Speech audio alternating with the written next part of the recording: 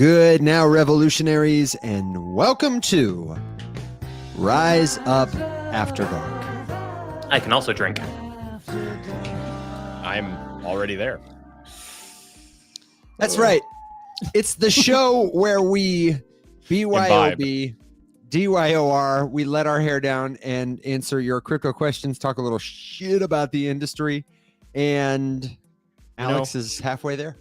Podcast land really does get the short end of the stick sometimes because I want you guys all to know, no matter who you are, where you're listening from, every time when Evan says let our hair down, he does the like librarian who doesn't know she's pretty thing with his hair where he like pulls the ponytail out and then like does a single little shake and just like lets the locks down, and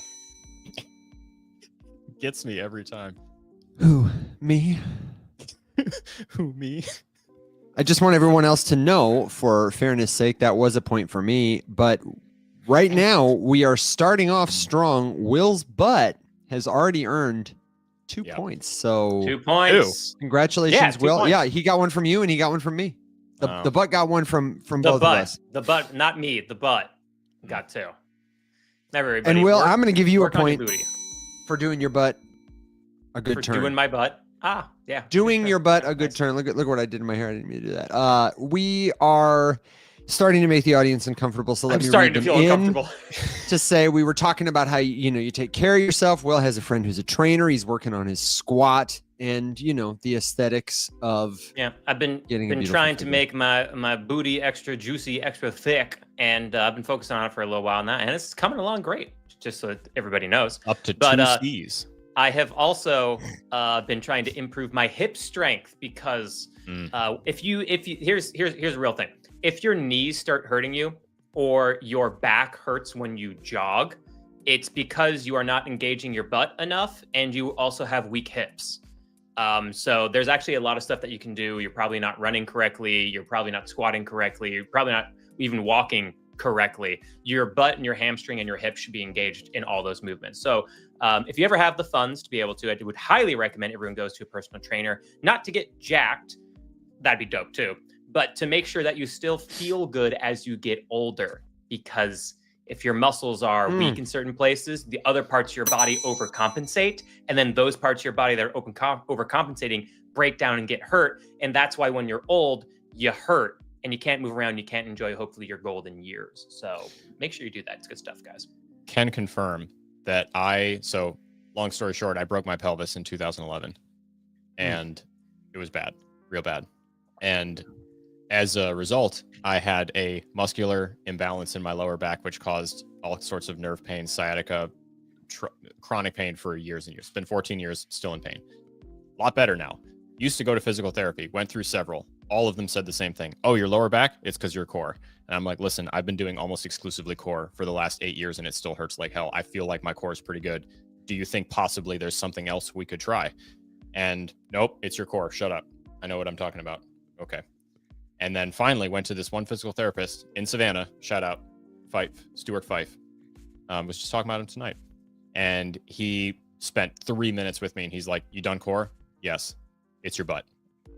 And then we just did like a whole bunch of like very specific and like very targeting glute exercises, hip adductor, abductor, like all this kind of stuff and all these different sorts of poses, resistance band stuffs, whatever. And then the cupping, like with the little suction cup and the scraping. I don't know if you've ever been scraped, but that's wild. Man, yeah. That shit hurts. Yeah. Yeah, it hurts, but they did it in this way that like pulled this nerve that was lodged like in the wrong place in my back and like pulled it and popped it out.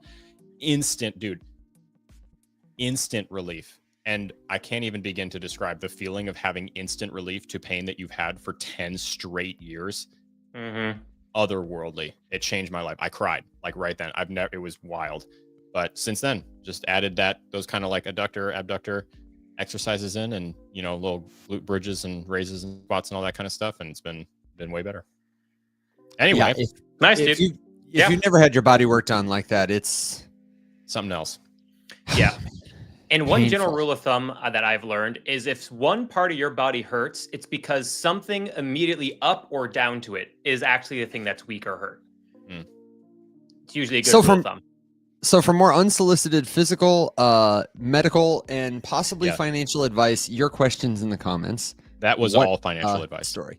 That was absolutely all financial advice. I was pulling up a video of what this looks like to share, but I'm not sure I can show it on screen without getting us canceled. So better not. In crypto questions, use your imagination. We already have a couple coming in. Sweet. One is for you, Will, and I don't have a good answer about what the prize is or what's at stake, but you got to pick who's the better charter. Is it Doug or is it Ski? Oh, that's like saying what flavor of ice cream is better, like vanilla or chocolate. And it's just like, which child I don't know, what day is it? I want both. I want a twist. I want vanilla and chocolate at the same damn time because it's the best. It's a good opportunity to describe the subtle nuances between different approaches to technical analysis. Because I mean, I feel like every analyst that I've ever paid attention to has their own little.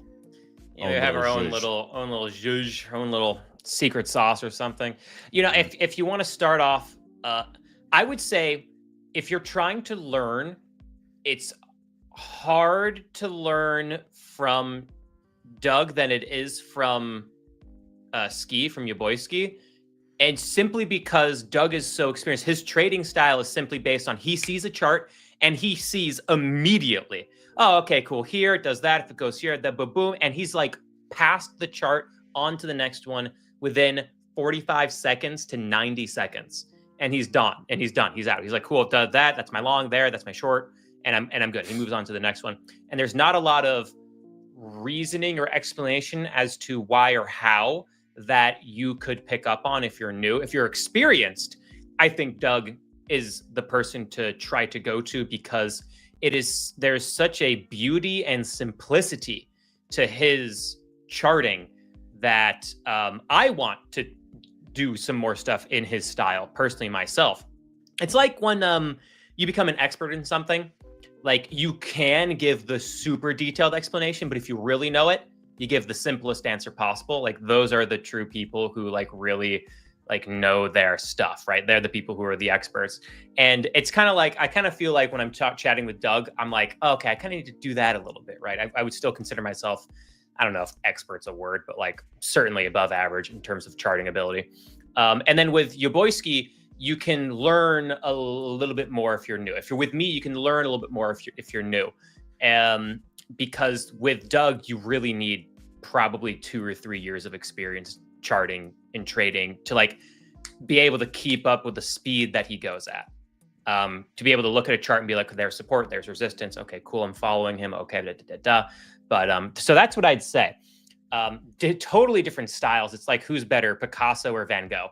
It's just different styles of a beautiful art form for both of them and myself, I would say. Wonderful answer. And a quick follow-up. Do you happen to know, since you talked to him so much about it, what Doug's target for Bitcoin is in the next, foreseeable future? I don't think he really cares about a target, to be honest. I don't know what his target is for Bitcoin. I know for Yoboyski, it's the next move up is 118K, and his actually, wait, we're at 119 now. So the last video I saw of his where he was talking about it is old. Yeah. For me, it's 127-ish at this current pace that we're going at. Also, congratulations, everybody. We made a new relative higher high for Bitcoin at, let's see, $117,968 was the previous relative higher high. And today we hit a beautiful candle today of $118,708. I'll share my screen real quick because it's a beautiful candle. It's a beautiful candle. It's a beautiful candle. It's so nice. Some people said it was the most beautiful candle. I was like, wow, Mr. Epstein, what a beautiful candle you have. And so Yikes. I mean, like, look at this, just like an amazing, beautiful, thick green boy, straight up, making a higher relative high from this point here. Big, confident move to the upside, outside, or up out of this channel that is also, if I can click this, a beautiful, confident move above this white line of resistance here off this triangle. Now, personally, I was kind of hoping that this candle was just going to like maybe stop out here, and then tomorrow we'd touch this line again, confirm it as support, and then start our breakout, because it would confirm the breakout of this triangle, and it's kind of, I mean, this is a very, very confident move to the upside, but I really would have liked if we could have touched this first. So we'll see what happens. But I mean, Bitcoin looks ultra bullish right here. It's kind of nuts. So it's a beautiful, beautiful thing, and it's nice to see. And the other thing, I realized it was 119. Last time I looked, know, right? Feels like it was just 116 a hot smidge ago, and Solana. I mean, like it's just everything is green across the 24-hour and 7-day. And my Pengu was up 12% today. Huzzahs! Huzzah, Pengu! Huzzahs! Huzzahs for the tip up. So you're telling me there's a chance? But, we have Bitcoin dominance still moving up and to the right, and it looks like it's challenging the 55 exponential here. So this does look like a Bitcoin market right now. And, I have said, and I'm still sticking with my guns here, that Bitcoin dominance will still rise up to about 59.6%, meet that resistance here at the 12-week EMA, and then have a rejection. And then you'll start to see altcoins do well because, for those of you, maybe you're new, Bitcoin, altcoins don't really start flying until Bitcoin starts getting into more so price discovery mode, where Bitcoin's getting close to some all-time highs and then, shooting upwards. That's when altcoins really start to fly. So, that's kind of what we're waiting for. But, it was a beautiful day today. Like some of my positions, Pengu was up 12%. I'll stop sharing here. Thank you. Pengu was up 12%. Syrup was up 7%, 8%. Morpho was up 5-6% or so. I think Solana was up 5 or 6%. It was a really nice day across the board. And it looks like we are finally having the market react to, oh shit, like we're about to have a whole bunch of altcoin ETF products. Yeah. and I do know some people who are taking this opportunity to de-risk.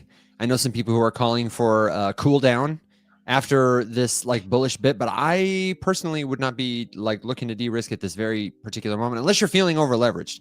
I am feeling like now we're getting some signals of strength that make me feel like maybe we'll have another higher high, maybe a new all-time high going into the end of the year before we really cool things down. But I'm looking for signs that then the party is over personally. Yeah, we'll have to see, but I'm deploying more capital. So I've expanded my dollar cost average again into my altcoins of choice. I've started buying Ethereum as well again for the first time in a while, because I was just like looking at the amount of Ethereum I have, and I was like, that's not enough. I was like, we need to bump these numbers up. So that's what I'm doing. I still have like some chunk of change on the side just in case this is a fake out. And so, if the market dips further, I still have some money on the side to be able to buy in a pretty big way, because I still feel pretty confident about us having a pretty nice Q4. Returning to the question of who is the better charter, is it Doug or is it Ski? If you want to see them both together with Will, then you got to check out the most recent episode of Rise Up Market Watch, appropriately in light of our recent conversation titled The Ultimate Bottom Feeler. The SEC opens the door for altcoin ETFs, et cetera, et cetera. It's in the Rise Up Market Watch playlist on YouTube, on your favorite podcast platform. And it was a really great episode. I thought you guys had a lot of good stuff to share, and it was really cool. It's always cool to see different people. I'm not a big TA guy, but it's always really cool to see 3 different people with 3 different styles who can all make it really clear. And by the way, speaking of making it clear, I'm going to give you another point, Will, for that lovely screen share and explanation. I think between the 3 of us, like Yaboyski's strength is saying this is the bottom. Like that's his biggest strength. For Doug, his biggest strength is being able to trade very successfully once a market shows its strength, and being able to find strength in a very simple, clear way that almost anybody could pick up if you have a little bit of experience. And then my strength is just kind of being like an overall generalist, I feel like. And out of the 3 of us, pretty. I think I am pretty. Yeah, thanks. I'm pretty. I'm going to go with that. Pretty. Yeah. I'm going to say that. I'm going to say I'm pretty. We have a really good follow-up question here. Go ahead.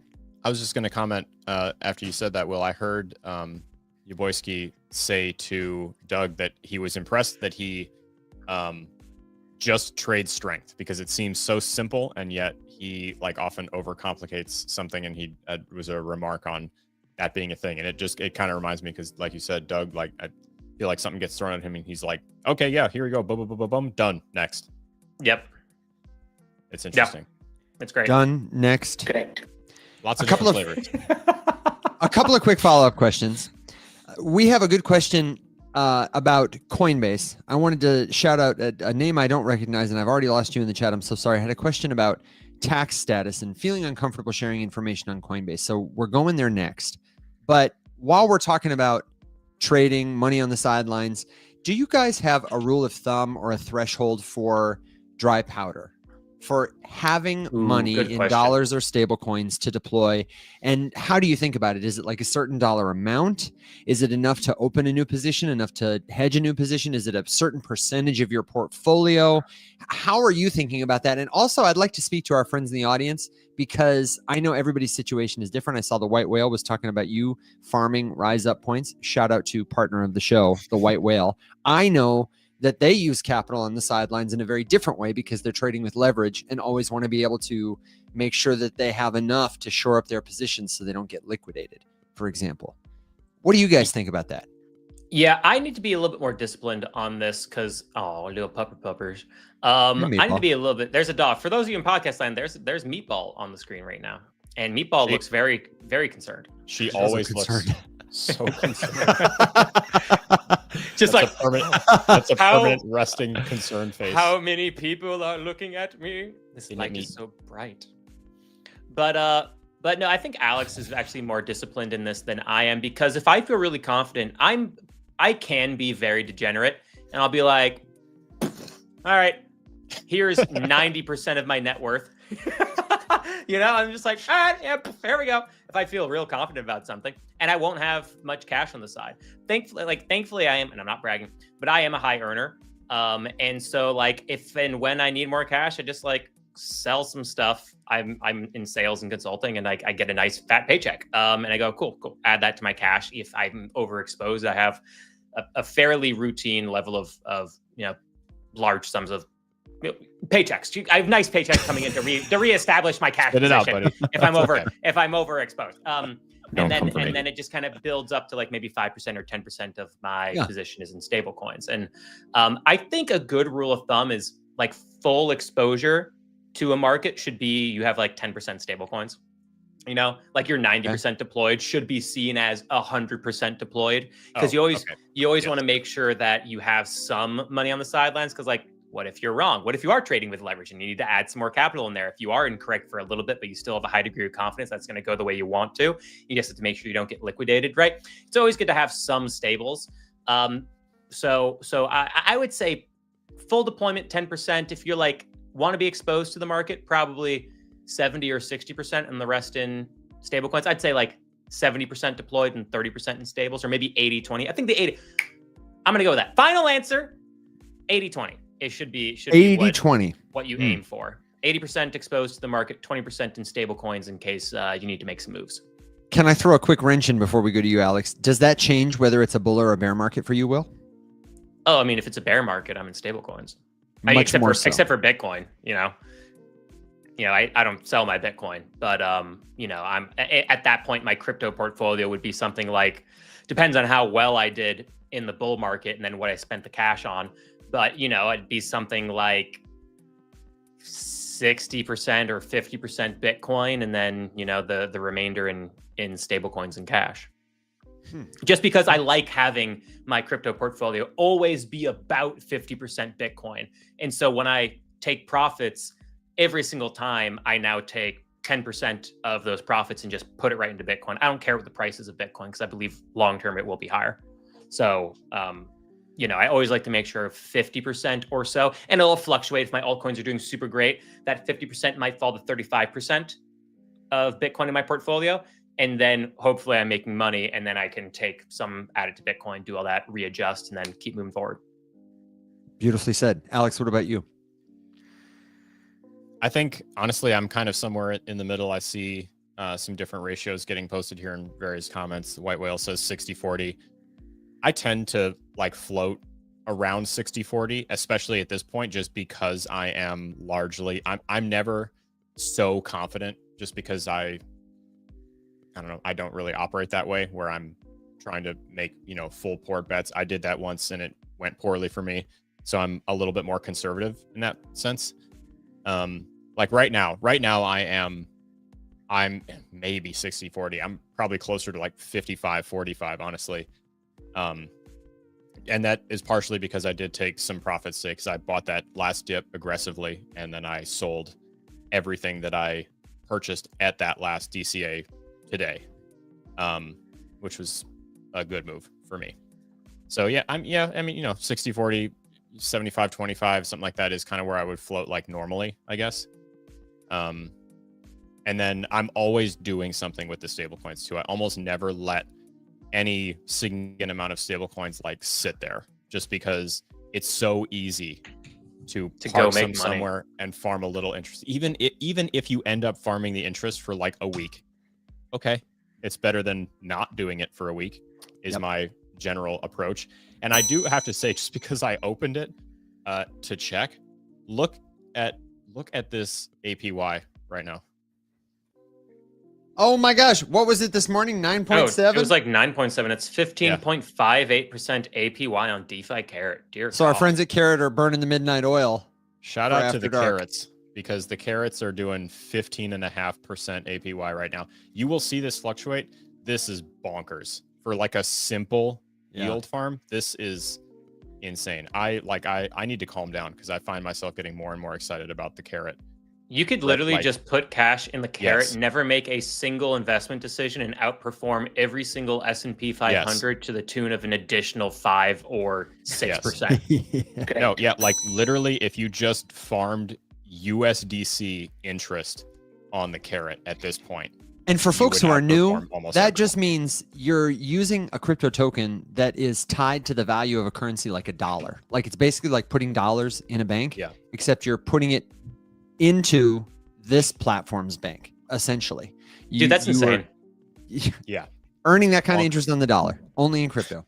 Yeah. Speaking of DeFi, did you guys see the news out of the SEC? Not necessarily news. I don't want to make it that exciting, but it is cool. It has to do with tokenization of stocks. Did you guys see it? I did not, but I know you have a hot take on the SEC too. Yes. So maybe we can go there. We had a newer listener who asked a question that I think will be quick, and I want to talk to him because I think a lot of people have this sort of concern. They said that they're registering for a Coinbase account for the first time, and hey, hello, we're glad you're here. Hope your candles are green. And they feeling are today. they're feeling a little uncomfortable that Coinbase is asking for their tax status. And I think a lot of people come to crypto because they're like, oh, great, this will be self-custody. I'll own it. So it'll be totally private or anonymous. It'll be free from traditional systems. And so when an exchange like Coinbase asks for your tax details, it feels a little like the opposite of what brought you here in the first place. And I think that's, first of all, very common. But this is totally not a cause for concern. You're using a company that's called a centralized exchange. Coinbase, Kraken, Binance are some of the most common. Robinhood operates like this, and your bank operates like this. They have certain laws that they have to comply with depending on which jurisdictions they're regulated in. They're required by the law to collect information like your tax status so that they can file reports with the IRS, because they do that. You'll also encounter it at even some DeFi places. They're adding identity checks. So if this is concerning to you, then you might consider looking to decentralized exchanges like Uniswap, Jupiter, and others. If you need a list of those places, then we can help you out. Jump into the community at rumshq.com.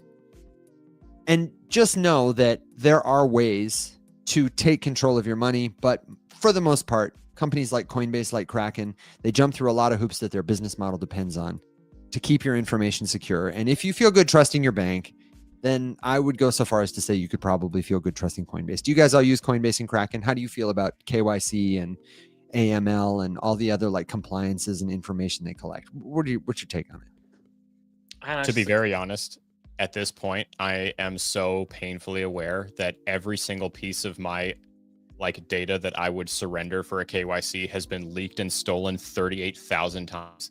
That every day that goes by where my identity doesn't get stolen is a blessing. And I couldn't care less. It's literally like, it's just, I am so jaded to that whole thing at this point. It used to make me nervous, and then I've gotten 12 emails in the last year saying, "Hey, sorry about your social security number. Whoops. Yeah, right. We're sorry." And another CEO on a bearskin rug in front of the fireplace. We're sorry. So I don't care. I use both Coinbase and Kraken. Yes. Although at this point, enough of my portfolio has been like moved into USDC that I don't on-ramp that much anymore. Like we collectively as a show, when we do get to make a little bit of income, it's almost always in USDC. I usually just keep it there, to be very honest. I haven't like on-ramped in a hot minute. I've just, I was investing the whole bear market, and every week up until right now since 2016. So, what's there is there. But I use both those exchanges, yes. Yeah, I don't have anything to add to it. I mean, like, all of our data has been stolen and is in the hands of everybody. So, yep. Why I choose to give it to somebody? I take the power back. And let me tell you what, one of the cool perks of being a customer at Coinbase, I got my Coinbase credit card today. You're not going to really be able to see this very well, but it came in this incredible sleeve that's got like the whole Bitcoin white paper on it, and like inside it, it's very difficult to see, but it's just like sleek black. And the card itself actually has, other people have shown this on the internet before, but I feel like I got to flex on Alex and Will. It's actually got like the first... Yeah, it's the Genesis block. Oh, that's cool. The Bitcoin protocol. Super cool. Printed on it. So, as other folks have said, it's a great conversation starter. I have already spent Coinbase? All my money for the day, getting a couple % back in Bitcoin. So, to be fair, if I did get the Coinbase credit card, odds are high that I threw it out, because whenever I get physical mail, I go, probably trash. Probably trash. You know what? That's a good point. I'm going to have to look online and see, because Christina absolutely throws my mail away regularly. She's just like Will. Physical mail? Yep. Woo! Okay, we have a couple of follow-up questions that I think might be worth coming back to. Like, Nanny wants to know, how do I stake my USDC? How do I earn yield on it? Maybe we can do a little yield segment later. That would be good for Matthew Hayworth, who says, I'm new and want to start investing. We can maybe do a little segment on that. But since you guys both want to talk about the SEC, and since very few things affect everything in our space the way legal and regulatory changes do, maybe this would be a good segment to go to. What's got Alex hot and bothered, and what's got Will feeling excited about the SEC all at once? And what is the over-under odds that the government is going to reopen in time for our interview with Hester Peirce on Monday? That's what I want to know. Low? Yeah, I don't know. Honestly, I don't even know the situation. I don't know how close they are, how far they are. I really don't care. They are exactly as close or far as they want to be, and the whole thing is exactly where they want it to apply pressure. So we are potentially as little as 30 minutes and as much as 6 months. Like, yeah, that last real shutdown lasted 35 days. 35 days. 35 days, yeah. I remember, because I was active duty, and real. I kept getting increasingly more and more threatening emails as it went on. We know you're hurting. Shut the fuck up. Go to work. Dang. And then you're hurting. Fucking Buddy Carter, that dillweed, put up at base and gave this pep talk about how we're in it together. He's my congressman. And one of my chiefs got in trouble for yelling out, like, oh, you're not getting paid either? And then he was ushered out of the room. Nice. Given a talking to. Okay, so what's got you into this? But anyway, so Alex, you go Will. first with the SEC. Okay, I'll go first. So no, you go first. I'll go first. No, you go first. I'll go first. But yes, so there is a early stage proposal at the SEC to tokenize stocks, which would be allowing stocks to be represented at Coinbase and also on the NASDAQ via digital tokens that represent ownership in these stocks. So that does a number of things. For those of you who are already familiar with tokenization, you're going to understand these benefits. For those of you who this might be new, you'd be like, well, what does it mean for stocks to trade like cryptocurrencies? Well, the stock market will be open 24/7. The stock market will be borderless, which increases liquidity. If you wanted to buy Tesla stock, which is $400-ish, whatever it is, you could actually buy $1 of it or $5 of it. Like today, how you could buy like a fraction of a Bitcoin with a few bucks, right? Or $1. Same thing you could do with stocks. That increases liquidity as well. But another thing that you can do is you can start taking these stocks and bringing them into decentralized finance and earning yield. And it doesn't matter if it's not a dividend stock. You can earn yield on that bad thing, baby, which is also a great and beautiful thing. So this is an early stage proposal to tokenize stocks pretty much across the board. You can, like Kraken offers it already. Robinhood offers it already, I believe. On some stocks, yeah. On some stocks, and even some privately traded companies. Yeah, okay. But the NASDAQ has already made the request to the SEC to be approved for it, which is huge because that pretty much just like open the door wide open for all stocks to be tokenized. And Coinbase is doing it too. So eventually, on every cryptocurrency platform that gets approved by the SEC, at least, you'll be able to buy stocks as well, which would be dope because I hate taking money from Coinbase, putting it to my bank account to then send it to Fidelity, which has been my broker of choice for years for stocks, and then do my whole thing and then take money from there and go back to my bank account. And that takes a few days, then go back to Coinbase. And it's like, this is the worst. It's so annoying. So if I can just buy and trade stocks and crypto on Coinbase, that would be wonderful. So it's a real cool advancement of tokenization of real world assets, but even more so than Ondo, I think it's far more so an advancement for Ethereum specifically, because they're going to build this on Ethereum. Do you have any idea how that's going to affect things like stock splits in the future? Solom was asking about that. I don't know. It's a very good question, because with the stocks being tokenized, do the tokens split? Right. Yeah. Yeah, right. I'm not quite sure. I don't know how that's all going to work. So I'll need to dig into that a little bit more. Interesting. Very cool. Alex, what was your take? Because you were saying you have some fear-mongery bullshit to dispel about the SEC filing withdrawal thing. Yeah, at this point, this needs to be a segment like, hey, what bullshit was circulating on crypto? Are people afraid of it? They're afraid of what I'm about to talk about. Okay. I have got the segment name. I'm going to call it. This is a gross misrepresentation of the facts. Take it away. This is what we saw in Circle, right? Possibly. Okay, go ahead. It's the 19.4B filing withdrawals. 19B4. B4, sorry. Thank you. For anyone curious, I've had a few vodka kiwis. So. A few vodka kiwis. I've never had a vodka kiwi before. Dude, it was good. It was really good. I'd show a vodka kiwi a good time. Big fan of kiwi. What? Anyway, Alex is living that island life. Last night it was poker with the Pirates, and tonight it's vodka kiwis. So he's this was a good move. I love this move for Alex. I agree. Okay, so what's the bullshit? I feel 10 years younger. Okay, so the bullshit is that the SEC requested that some filings be withdrawn. This is a completely and boring routine procedure that can happen for a large multitude of different reasons, not including government shutdowns. Certain things stop happening when the government shuts down. Some things continue to happen.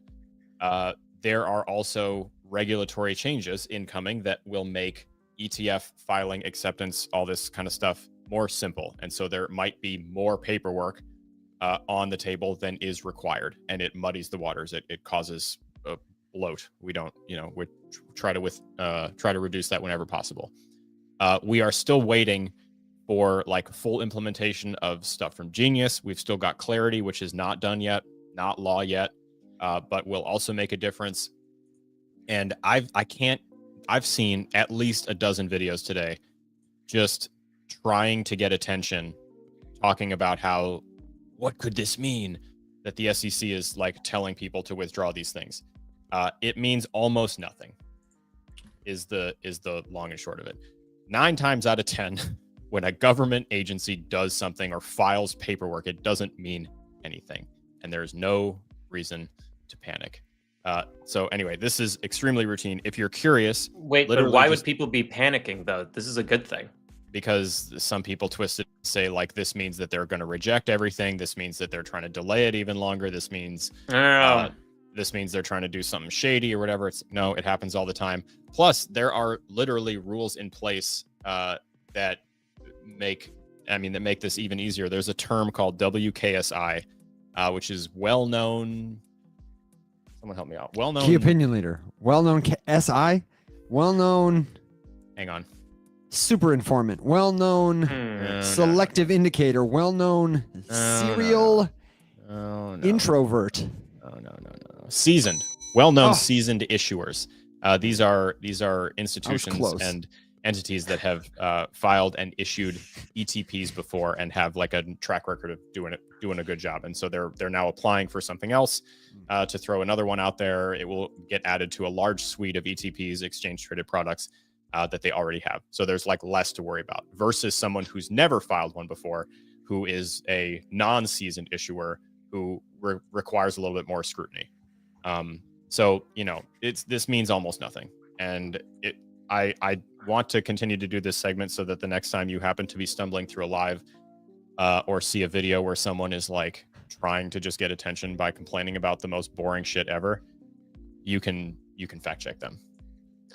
Well, it's not nothing, because what it does is nothing. I'm just saying that it's not like a sign that they're about to reject every application. Oh, no. If any, it's the total opposite. It opens up the door for, because these 19B4 filings, what they are is it just allows the SEC. I'm not talking to you, Alex. I'm talking to everybody. It's the 19B4 filings. They enable the SEC to provide their feedback, and it's a very lengthy process, which the issuers don't have to do if they have already met the prerequisites for ETS that the SEC updated like a week and a half ago. So this withdrawal of the 19B4 filings actually opens up the door that the issuers of Litecoin, Cardano, XRP, Solana, and there was a fifth one. But those 5 ETFs are potentially now all likely to just get approved automatically because they don't need to go through the 19B4 filing process, because it'd be a waste of time and resources at the SEC if they already meet the preset guidelines that the SEC put out a week and a half ago for the first time. So like, this opens up the door for potentially those 5 ETFs, and maybe it's less, to just be approved in the next few weeks. And that's one of the reasons why we saw the market go up on that day when that news came out from the SEC. So this is like the opposite of a negative thing. It's not confirmed that all 5 will get approved, but like it opens up a large possibility that at least a few of them are. Yeah, I will say too that filing deadlines, just for the record, do still apply during a shutdown. That's not something that goes away. Gotta take all that fun. And the well-known seasoned issuer, that applies during a shutdown as well. There are like special exceptions for WKSI's filing applications, and we've seen. I mean, there are some of these firms and these companies and these entities or whatever that are filing absolutely qualify as WKSIs. Well, and we've talked about this a little before on the show, some of these changes that the SEC is making. They're expected to take timelines down from, Gary Gensler administration, more than a half a year, almost a year, sometimes, just unreasonable amounts of time, to like 3 months, 75 days kind of thing. It's going to expedite, hopefully, a lot of really momentous stuff. I actually would, before we go to USDC yield and how to start as an investor, I would like to continue this section, the segment of the show that we are tonight calling. This is a gross misrepresentation of the facts. And in fact, the Evan version is going to be fact check yourself, brother. I got a follow-up question to the video I did explaining Swift's new pilot program with consensus. They're going to build their own ledger on a blockchain to facilitate cross-border payments and remittances. As you might expect. On Ethereum, and not only on Ethereum, using Linea, an Ethereum layer 2 network that has launched recently publicly, attracted a tremendous amount of liquidity for a variety of different chains. Their TVL on Aave and on EtherX went through the roof. They've got like over $50 million of MUSD MetaMask stablecoin is in liquidity on Linea. I mean, they're moving and grooving. And a lot of folks have been told that no, they're going to build an XRP, or no, they're going to take liquidity from XRP. And I just want to clear up like the facts and misinformation. This is an interoperability play. We don't have all the details except to know that they are using Chainlink's oracles to solve the problem of bridging liquidity from different disparate parts of the on and off chain world. One of the innovations of bringing payments on chain is that it gives a velocity to government currency that right now sits siloed. Either it's in physical cash, right? That's literally hard to move, or it's on a bank's like proprietary ledger. Do you think that the ledger that JP Morgan Chase built talks to the one that Wells Fargo built? No, not really. And that's like well and good, but it causes problems because they have to connect to all these old legacy systems to move in and out and send messages. And there are all these fees. It takes a long time. It's just not very efficient. What they are aiming to do is create a system where you might bring USDT, you might bring RLUSD, you might bring USDC on ETH. It doesn't matter. They're all going to be able to talk to each other and stand in for each other and mostly all be worth the same. And in this future, we're hearing a lot of talk about stablecoins, how every company is going to have their own stablecoin token. And this is the future I am coming to think is probably most likely after hearing more and more people talk about this that have, just a wealth of information and knowledge about it. People say, what about it? I'm so sorry. I don't know who just gave Will this gift on TikTok, but did you see that, Will? You had a little... Missed it. It was the best gift. You had a little floppy nose and little floppy ears. It was very cute. I hope somebody said. Oh, damn. I hope somebody sends him that again and takes a screenshot for me. Way to go, throwing me out there. I think it might have been Solon. Please do that again. Okay, so if you want to get caught up to this conversation, you might be saying, well, Ripple has all these patents and they're going to sue the living daylights out of Swift. And where do you think the liquidity is going to come from? Here's where the liquidity is going to come from. There are a whole slew of companies that have been enabled by the Genius Act recently to offer the issuing of, there it is. There it is. The issuing of stable coins as a service. And what this is going to look like is something like this. Banks are going to tokenize their fiat deposits or create their own stablecoins. That's the most likely thing. Dollars and euros, whatever their local currency is, they are going to have a bank coin, or it will be issued by a trusted provider. For example, JP Morgan's Onyx chain. They have their own stablecoin token that they use for this purpose, to tokenize the dollars in their bank account that they can use on chain the way that they use their dollars. It is also possible that they will use other kinds of like wrapped or custodial assets, regulated stablecoins like USDC or EURC or PYPUSD, that's PayPal's token. And then it's possible that they will be able to use native tokens like ETH, like Matic, like XRP. But I think that is the least likely thing. Why is it the least likely? Banks are going to want to use their tokens, their tokenized fiat deposits first, because they're going to have to pay a fee to no one. They're going to totally control the supply. And if it's their proprietary stablecoin and somebody gets a hold of the keys, they lose the keys, they need to reset the ledger, they're going to be able to go to their issuer and do it. They can't do that with Tether. They can't do that with USDC. They can't do it with RLUSD. They certainly can't do it with XRP. Not to mention, those assets, they all take fees. And those assets, some of them, if they're talking about network tokens, they're volatile. The reality is PayPal's going to have their own token. Visa's going to have their own token. Chase is going to have their own token. And we as customers are mostly going to trade digital dollars. The apps are going to settle them in the background. And what Swift is building with Consensus is an interoperability layer that will help all these kinds of value information that represents tokens, currencies like dollars as tokens. They're just going to move more fluidly and smoothly. Your favorite company's cryptocurrency is probably not going to get its bags pumped by this. Even I would go so far as to say the Linnea token is probably not going to just go through the roof because Swift is partnering with them in this way. They don't need Linnea tokens to do this. Maybe Chainlink will get a price bump. They deserve it. But that's your fact check yourself today. It feels like it's worth noting just because you're touching on it specifically without saying it outright. The thing that actually moves the price of a cryptocurrency is the speculation based on the new application of use somewhere by someone sometime. Or the need to acquire it to use the network like Bitcoin. Sure, yes, but I would say that that is a lower. That's like the thing that keeps a chart moving up and to the right gradually at a healthy pace over time. The thing that causes like these 20% moves in a day, these 50% moves in a day that you would take profits on Podcast land, he's pointing his finger at you. That you would take profits on. Take profits. That is speculation. That is never a direct result of utility. And I think the thing you're touching on here is that as we get to more and more and more of this ties us back into the carrot question. How does DeFi Carrot pay that yield? And because we always say, right, like we're looking at a DeFi opportunity and there's a crazy APY, you got to ask yourself, where does it come from? And if you can't figure out where it comes from, it's coming from you somehow, some way, whether that means you got rugged and you just don't know it yet, or there's something else shady, or it's just taxed to high hell or whatever. So this idea of banks, let's use the bank example, right? Like they have a thing, they have an asset, you tokenize it somehow. We're talking about RWA now. Then you can do stuff with that. You can use RWA and DeFi are a beautiful marriage. That's how the carrot works at its core.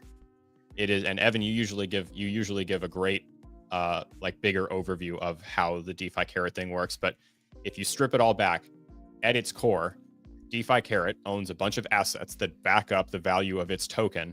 And as more people use the carrot, they get more assets.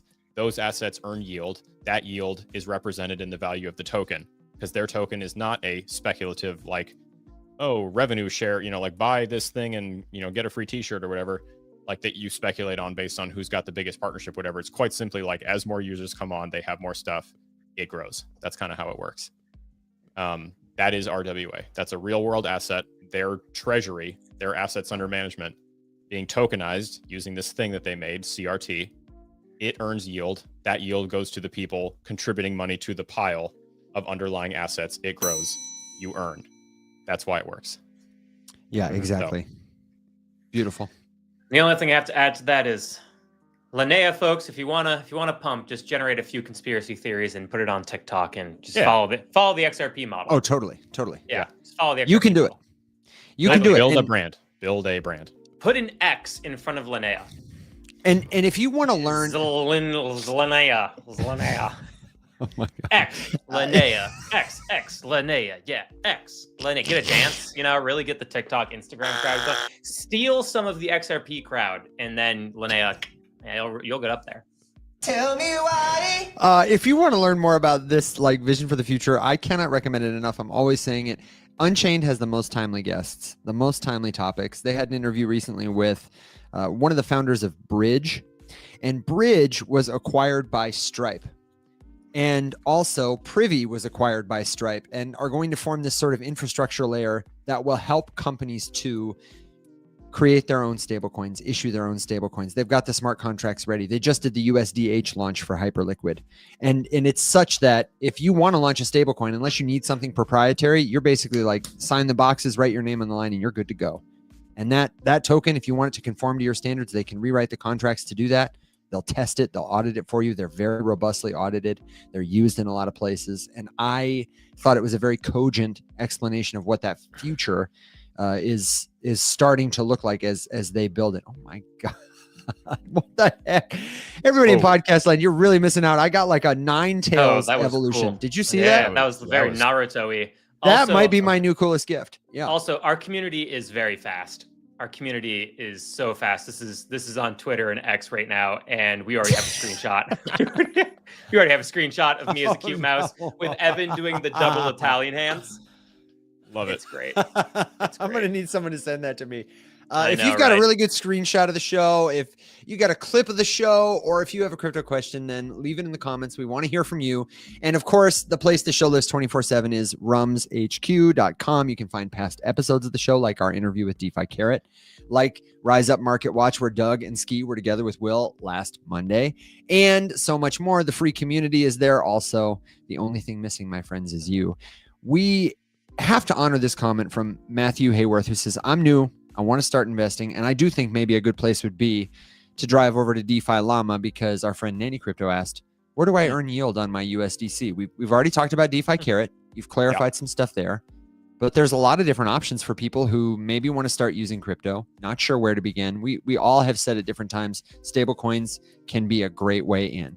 You're basically trading your dollars for a digital token version of a dollar. So not going to go up or down in price the way Bitcoin or Ethereum or Solana or something like that would. And you can do everything with it you can with any other cryptocurrency. You can buy it, sell it, trade it, learn how to store it securely, turn it back into cash, practice using exchanges and wallets, and practice the different ways you might earn yield on it. You don't have to spend a lot of money to do this. You don't have to take on a lot of risk. And I'd love to see what your suggestions are, my friends. Alex, have you got the llama pulled up? Yes. Save the drama Lovely. for your llama. Lovely. Classic. Will, you've gotten a lot of mustache comments tonight that I haven't read. Got a lot of because mustache comments. mostly wanted to keep the show on the air for the kids, but I will say it is looking pretty good, and I'm going to give you an extra thanks, point man. just because of all the love the stash. Wait, does that point go to the mustache? No, I have 2 points for my butt and 1 point for my mustache. How many points do I have? That's You've correct. got 3 points. This is a problem. It's as if you have a very popular political figure in one party, and then they're like, "Nah, I'm going to become an own independent and run for president," and then it just ruins the chances of that party actually winning. And now my votes are divided between my butt and my mustache, and I feel like I'm being set up to fail. And you're just trying to make me feel good with these extra side points. Listen, it's annoying that you've cracked the system, the code, this quickly. But yes, this is just another ploy. This is just to rig the game against you to make sure that you don't win while still making you feel good by making me feel good. Points that don't matter. Yeah. It's the perfect crime. If any one of the things get too many points, we'll pick a different thing and that starts getting points instead. Yeah, the solution to this, Will, is simple. You've got to get a ding on your soundboard, and then you too can be a rigged game master. Oh, that's impossible though, because when I plug in the soundboard, there's a different sound. It doesn't sound as good when we're together. So I'm gonna have to have my own like Staples Easy button. If you guys remember those, and I'll just reprogram it to be like ding, or I'll have like my own. Ooh, I'll get an actual bell, be like ding. That'll be nice. I can get you a bell. We can work that out in our studio upgrade package. I Alex, can just buy one on Amazon for $5. What are you looking at, Alex? All right, so, dude, this is so much better. This is a website everybody needs to know. Yes, it is. This is the llama. This is DeFiLlama.com. Llama with 2 L's, like the animal. This is so nice being able to screen share from the other. I can't believe I didn't think of doing this sooner. Okay, so if I wanted to figure out where I can earn yield, and they changed this. I used to do this tutorial much faster, but then they moved a whole bunch of stuff around and they created all these dashboards, and so we have to go through the dashboards now. Okay, so let's find here. Let's just search for. Do you really have to go through the dashboards? I don't like that. I don't like it either. Not at all. DeFiLlama. But I like this Victorian styled solid brass bell that I just purchased. Giving you a point for that. All right. A point for the bell. Yeah, no, I recently went on DeFiLlama and I was not a fan of how they recently reorganized things. No, I'm not at all. I used to have this huge menu right here. I know, that it used to be 17,000 things, and one of those things was just yield. Hold on. It's fine. I'm gonna figure this out. It's like I've used DeFiLlama the same way for like 5 years, and then they decide to go and change it and make it worse. And it's like, why? I mean, can't we go to? There we go. Okay. All right. Okay. Wow. That was getting there. So you went to custom dashboards, yields, watch list, and I'm here to report that it's even a little different on mobile. But Nanny or anybody watching, this is the kind of website you can poke around a little bit, and maybe we can make a little tutorial on the updated interface because it will. Okay, great. Metrics. Okay. Okay. So yeah, sorry, Evan. I only interrupt you because you're about to say Go the for wrong it. thing because Go I for found it. the wrong thing the first time. So from home, hit metrics, buttons along the top, hit yields, brings you down to the yield category, and we can track. You can just do all pools, or they did some other stuff. And actually, look, we've gotten questions about this. There's a halal section now. I actually made a video on it recently. Interesting. Yeah. So let's see. Let's just do all pools, and then we'll filter it down. So I will say about halal, just real quick, it is still very murky. DeFiLlama themselves, they acknowledge like, hey, we are not ourselves like practitioners of Sharia Islam. The best practice is to consult with like your faith leader, your imam, your community, and like, they give some good options though. Yeah.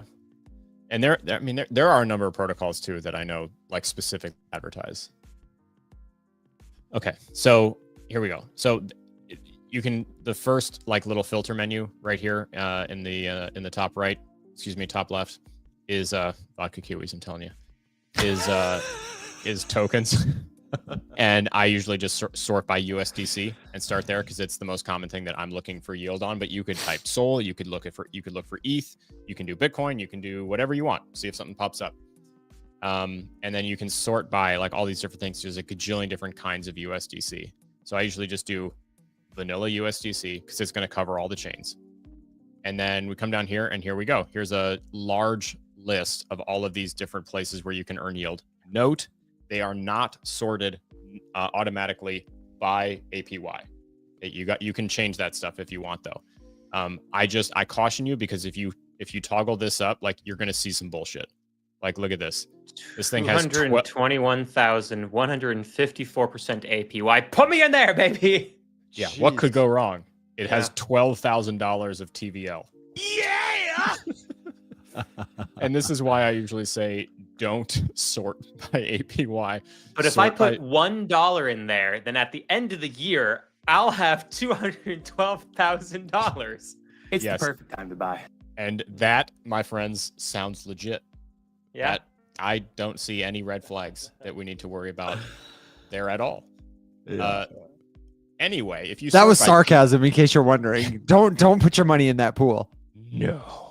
Yeah. No, don't use that pool. No. That's going on the soundboard. That's going on the soundboard. that I also need a button that just says that is financial advice. Don't use that pool. That is financial advice. That is financial advice. Yeah. So anyway, we can see here Maple is king of the castle with casual $2.769 billion of TVL in their ETH pool here. And notably, they do split APYs. So like you're earning partial APY, you're earning partial interest in the stablecoin, you're earning partial interest in syrup as well. So, and you can see that right here because they have the total APY, the base APY, and then the reward API. You got to pay attention to the reward API because if the number from total looks real juicy, you want to pop over here and see if there is a percentage of it that is coming to you in rewards. You might remember that from Katana, where there were some pretty juiced pools that included reward APY, in Katana, in Cat. And then there's a whole bunch. You're going to recognize probably some of these names, right? We got Maple, we got Merkle, we have Aave, we have Morpho. They're usually the big dogs because they have all the TVL. I've never explored Merkle. Really? Yeah, I never have. Yeah. Nor have I. Is it like a lending borrowing? Well, I'll show you. That's the great thing about Llama 2 is you can click into pretty much all of these links and it will have like lists of the different pools that are here. It'll have a little dashboard with their website, their socials. Alex has got it right here. Yeah. Yep. Look at that. Look at that. There you go. It's set up very similarly to Morpho. If you're familiar with the Morpho UI, you will find your way around Merkle as well. UI is a fancy way to say user interface. Indeed. What you see when you look at technically it's the GUI, the graphic user interface, which is what you see as you look. And then like most DeFi protocols, it absolutely sucks. I mean, it could be worse. Listen, man, Yeah, I am really not a fan of these like little purple arrows. Some websites, Jeff the Dunker, I'm talking to you. They've got a share button, the square with the arrow out. That is the button that you're supposed to click to like, this is the pool I want to put my money in. I get that the arrow is like next, but couldn't you have like click here to deposit or like click here that'd to be better. It would be better. Or at least let's see, guys. do they redeem themselves? No, there's no tooltip. Oh, That would work too. come on. Speaking of tooltips, they're currently being added to the tax app to Blockchain Basecamp. Can't believe I had to That's ding right. the Basecamp. That's a begrudging ding. Yeah, for but you know Basecamp. what? That's a point for Basecamp, not for you. I Hey, just you know want what? to know. I'll take it because a win for Basecamp is a win for all of us. Oh my. I love that. Anyway, you can do back to the llama really quick just to put a cherry on top of this thing. You can scroll around and look at DeFi or look at all these yields on, like I said, anything you want. And if you see a name that you don't recognize, you can search for the name right here, and you can pull up their whole dashboard. Like if you wanted to, you know, let's say you've never really looked at Aave, here you go. This is why. I mean, look at that nonsense. Look at that. $44 billion. Just casually $44 billion of TVL sitting on Aave. Now, this is across all their versions. They have more than one version. V3 is the most popular at this point because it's the newest. It's harder, better, faster, stronger than V2, but people still use V2. You might see stuff like that too if you look at like Uniswap, right? There's multiple versions of Uniswap. They're up to V4, I believe. So anyway, there you go. DeFiLlama. Can we just zoom in a little bit on this question from Mehdi? Hello, Mehdi, who asks, thanks for the very literal zoom in. I'm going to grumpy for that. Hey, and just following directions. They say, besides staking, is there another way to earn on crypto or to use crypto to earn? I'm going to ding them for a great question and ding myself for escaping the screen share before you did. I have to say you deserve that ding. That was a good one. Thank you. That was a good one. Can we just clarify that, like, we were looking at DeFiLlama in all the possible ways. I think sometimes staking, we don't need to explain staking today and how it's different, but like staking, I think sometimes is used as a stand-in word to mean anytime you're earning interest on crypto. You're staking. Yeah, I found that. I found that to creep up really more so in the past like 5-6 months. Yeah. Okay. Tell me more, and can you just quickly distinguish, you know, staking from other ways to where all of this falls under the umbrella of earning yield, like doing something with crypto to get paid for it, right? Yeah. So staking is, I'll describe it like this. You have a bag of a type of cryptocurrency. Let's just say it's Ethereum for the example, but it can be Solana, it can be Avalanche, it can be a number. There are a lot. The technical term, and shout out to Carrot, the technical term is if it is a proof of stake cryptocurrency, you can stake it. So you take your bag of Ethereum in this case that you want to stake. If you're staking it traditionally, you throw it into a vault, if you will, where it gets locked up for a certain period of time. But there are a bunch of solutions where you can stake as well and it doesn't get locked up. And then validators that are using these pools to essentially validate transactions, validate and make sure and approve transactions on the blockchain. And as a result, they then reward the people who are staking with more Ethereum. So, and if you want to boil it down, staking is you being rewarded in cryptocurrency for helping to secure the network. Okay, help make sure security's high, make sure the market, like the network is running right. It's a reward for making sure that Ethereum's working, or that Avalanche is working, or that Solana is working. Right, you are an active member in making sure that's a healthy ecosystem, and you get a reward for that because you're doing a good thing. And then you have like lending protocols, your Morpho, your Syrup, Maple Finance, your Merkle. And that is where you are taking your cryptocurrency and you are lending it out to people and you are earning interest. Or you are borrowing money and you are also earning interest for doing so. And so that is essentially taking you and turning you into a bank. You are not earning money because you are securing a network. You are earning money because you are providing a service to a market that has a need, right? So it's very different, but at the end of the day, you are earning interest. But you can earn interest on things, on cryptocurrencies that are not proof of stake cryptocurrencies. So you can't stake USDC because there is no USDC blockchain, right? It is a stablecoin tied to the dollar. It is not meant to fuel, I mean, it can actually now, but it is not designed to fuel the transactions of a blockchain or to secure that blockchain's network. It is simply a stablecoin tied to the value of the dollar, meant to hold the value of that $1. But you can lend that out because if you are a bank, you can lend it out and again, provide a service to a market where there is a need. Okay, well, just racking up the points for killer explanations over here. Well, I'm competing with my own butt and my mustache, and they're both pretty great. So, you know, They are both pretty great. In fact, just because I don't want Alex to take second place, I'm going to give your butt and your mustache another point. So, congratulations and thank beautiful, you. Wonderful. We do have a couple of other questions here coming in, and in fact, one of those questions, Alex, two of those questions, at least three of them I have seen, are asking for an update on Blockchain Basecamp. So I would love. I think you better give us an update. What is Blockchain Basecamp for the people who've never heard of this before? Well, and also let me give you this because I feel like we can turn it into this is an artificial insanity segment. 100%. Okay. Yeah. So not only am I ready to tell you about it, I'm ready to show you. Oh, can you hit the TikTok screen share, brother? Oh, yes. Bless you. I am working on something private. Wow. You can just say, all right. It's fine. It's after dark. Okay, so let's see if we can. I guess this is fine. I was gonna see if I could full screen this bad boy. There we go. Okay. There we go. All right. So I'm making this on a platform called Replit. Not sponsored. Could be. Would be. Love it. Great experience so far. Which is a vibe coding platform that has like an AI agent that you can talk to, work with. They just introduced this really cool thing where you can switch between the modes that your agent is in. So you can be in like planning mode where it works more like a GPT style companion to like talk back and forth about proposed updates without actually implementing any changes to the product.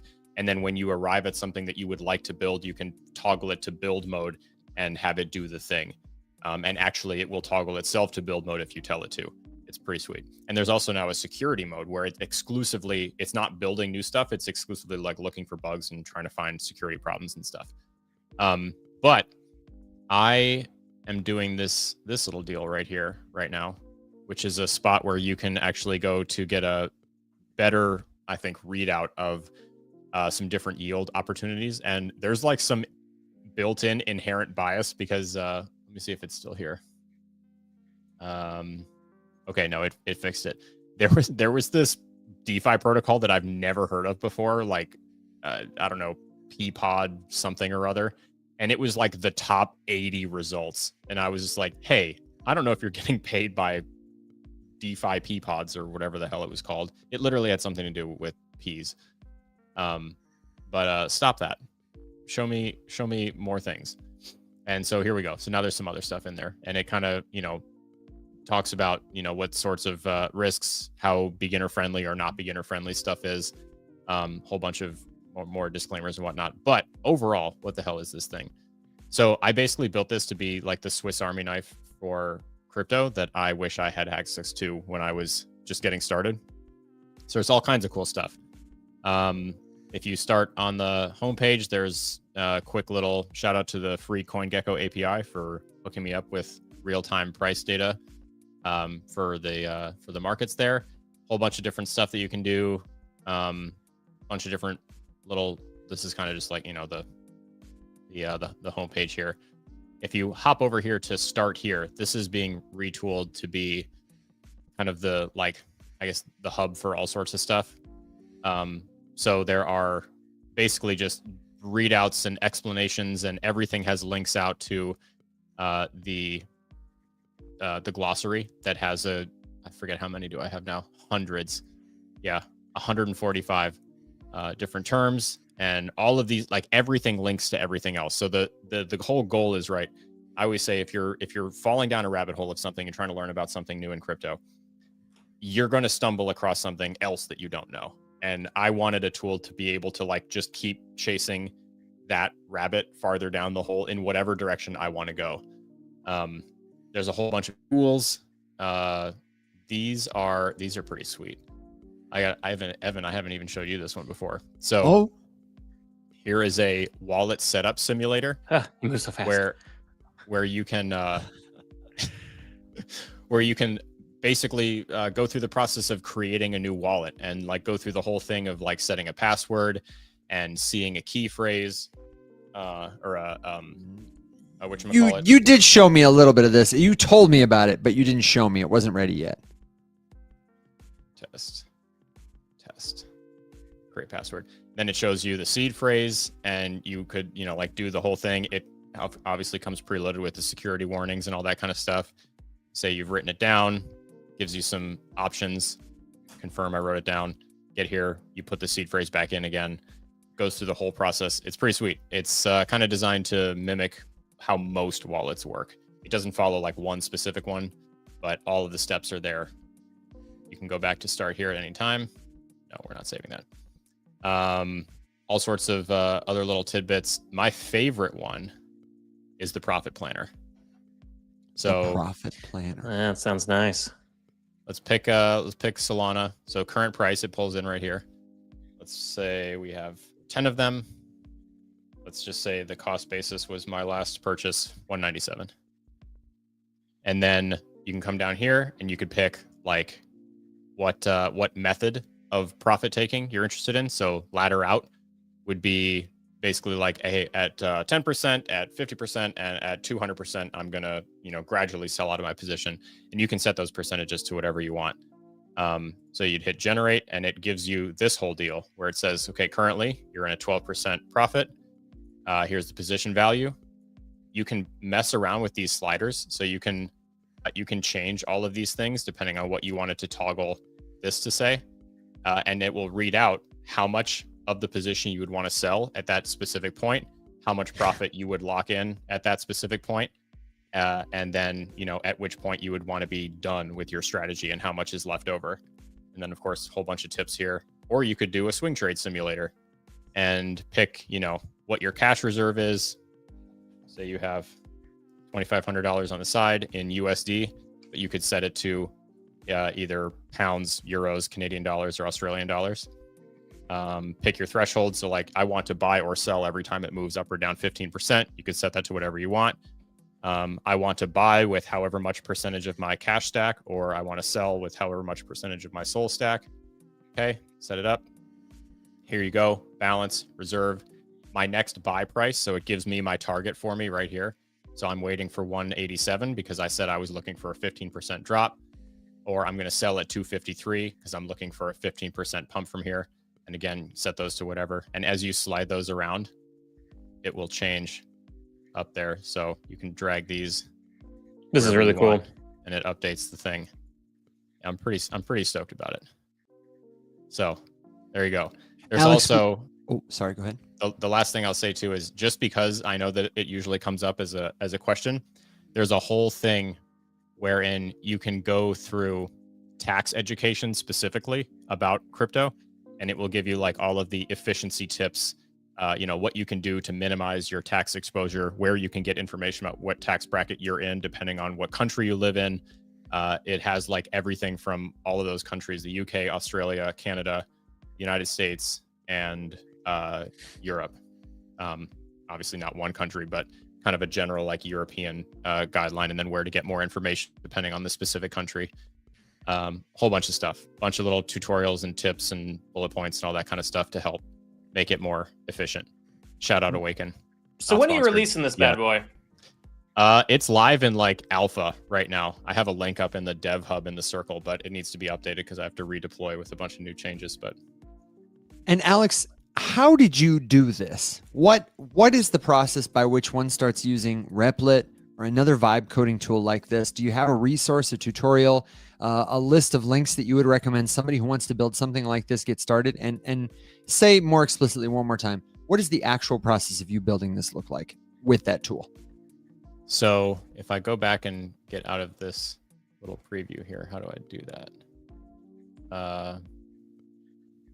You can see, oh, here we go. Share this tab instead. Okay, so over here, along this side, if you look at the screen share, for TikTok, you don't have to turn it around. This looks a lot like a chat that you might see with any other LLM, like your ChatGPT, Perplexity, Claude, Gemini, whatever.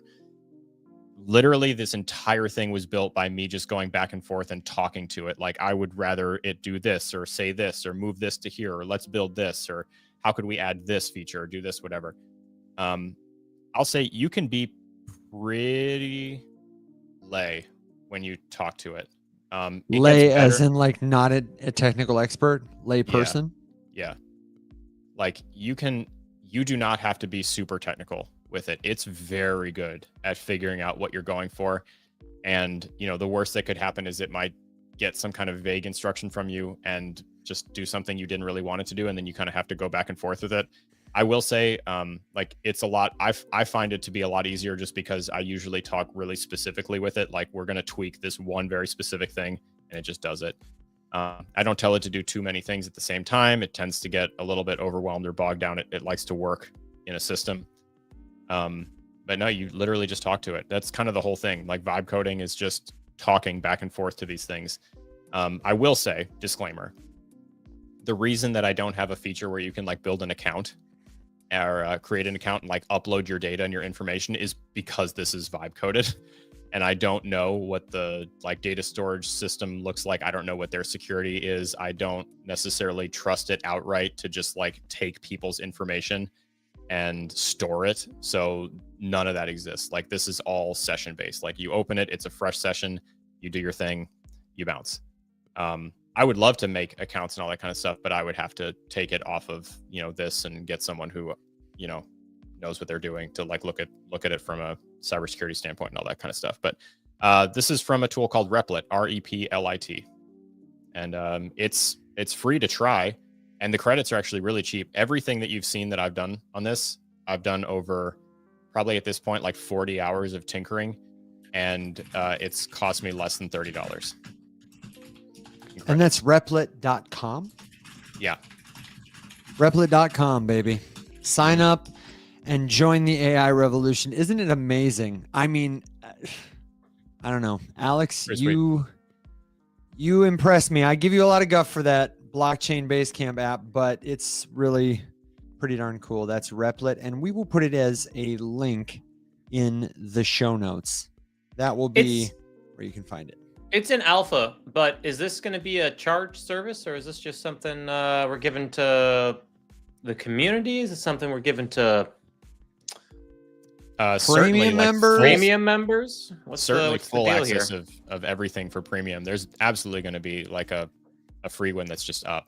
I mean, a lot of this is like, I think everyone needs to see, and will make everybody a more confident crypto user. So yeah, 100%. I would say like maybe some of the like really specific, more intricate tools, you know, like all the different features of the profit taking planner and the ability to like download and export, you know, spreadsheets and PDFs of my profit taking plans and all that kind of stuff. You know, sure, those could be like all saved for premium stuff, but no, like all the tutorials and the glossary and the tips and the sandbox.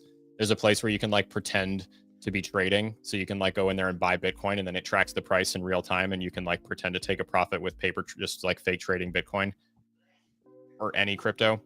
There's a whole bunch of, there's like 30 different simulators at this point, but yeah. So Carpenter says, please make this into a specific video so we can watch what you just showed. So maybe Alex, you can show folks how to get into the community in order to access Blockchain Basecamp, how to start a premium trial. And I can just tell you right now, if you want to go there, the website to know is RUMSHQ.com. And when you get there, like if you're tuning into our show for the first time or regularly, you need to know this website. It's where everything related to the show lives 24/7. And the first thing you'll see kind of when you get there, in addition to all of our official social links here, like where you can find the show, is, oh, we've got this little bit for the Octant voters. Haha, hello, Octant friends, is join our free educational community. We have got a little link that says start here. And if you click it, it will take you to community.rumshq.com. I'm already logged in, but if you're not logged in, it's just like a little community forum.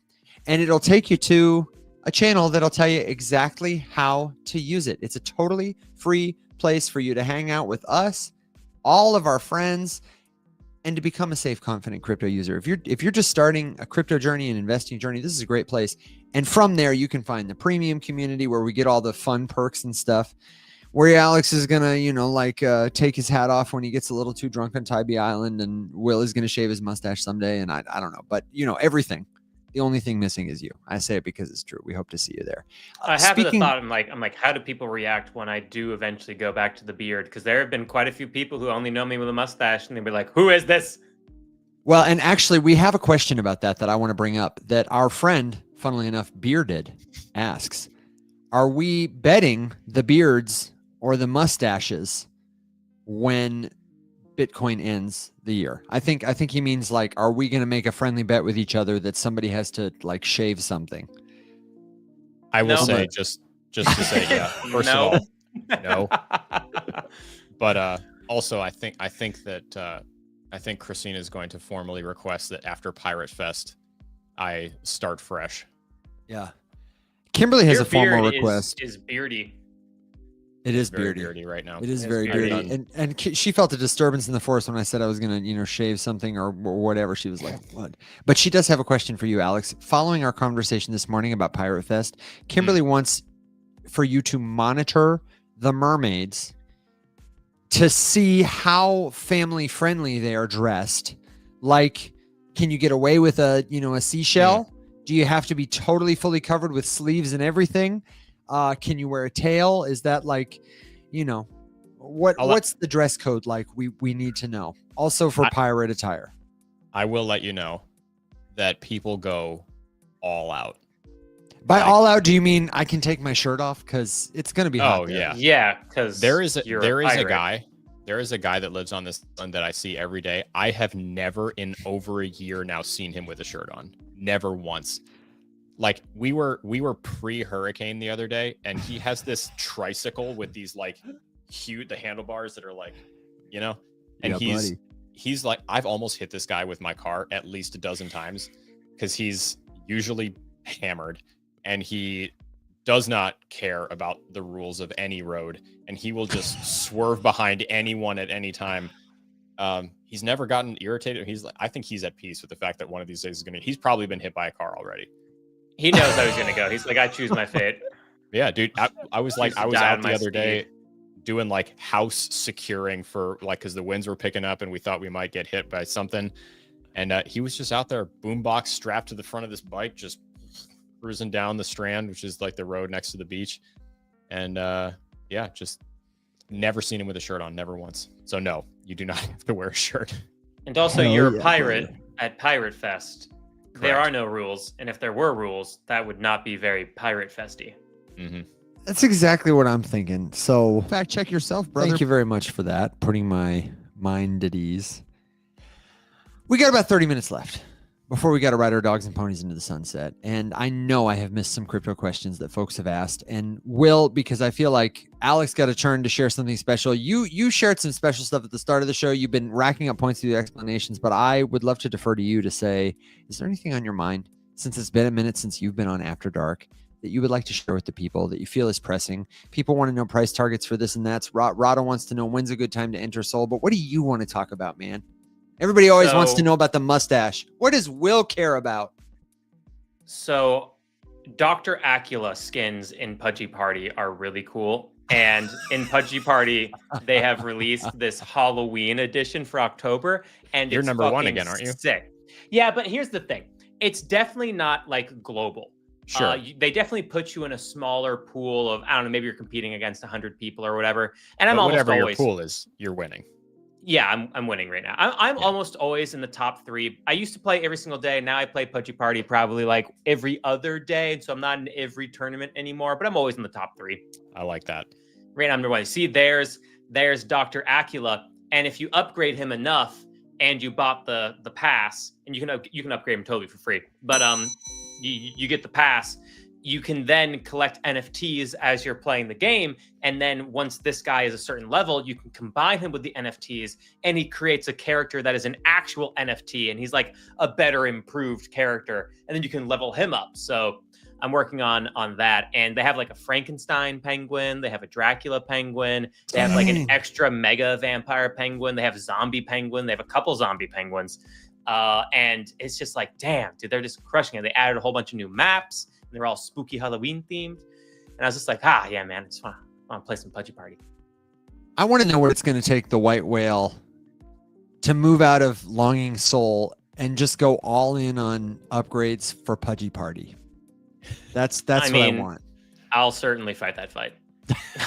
That would be a fight, man. But no, I mean, I don't have anything to add that I haven't already added. I'm looking, I have one more bit of investment that I'm looking to make into the market. And I think I might have an opportunity over the next 24, 48 hours or so. Because, I mean, like, Bitcoin went up so high today, it just makes sense that tomorrow's next candle could be a breather, could be a little breath, you know, as the market kind of takes a chill after that sprint. And I think that would enable Bitcoin dominance to go up. So, you know, we'll see. But I think you might have a little buying opportunity over the next couple of days for altcoins, which I'll be looking for if we get it. And if not, I have my daily cost average. But, you know, my portfolio is built really simply right now. It's Bitcoin, Solana, Pengu. It's kind of funny. My Pengu position is actually bigger than my Solana position now. So it's technically Bitcoin, Pengu, Solana, Syrup, Morpho, and then Ethereum, which I'm trying to get bigger again. I actually have more Ethereum spread all over the place. I actually don't know how much Ethereum I have. So I need to figure that out. But so Ethereum could be bigger than my Morpho or my Syrup. And then I technically put $1,000 into WLFI a while ago. So I wonder what that's at. And that's it. That's my portfolio. And I'm dollar cost averaging daily into all of them again right now.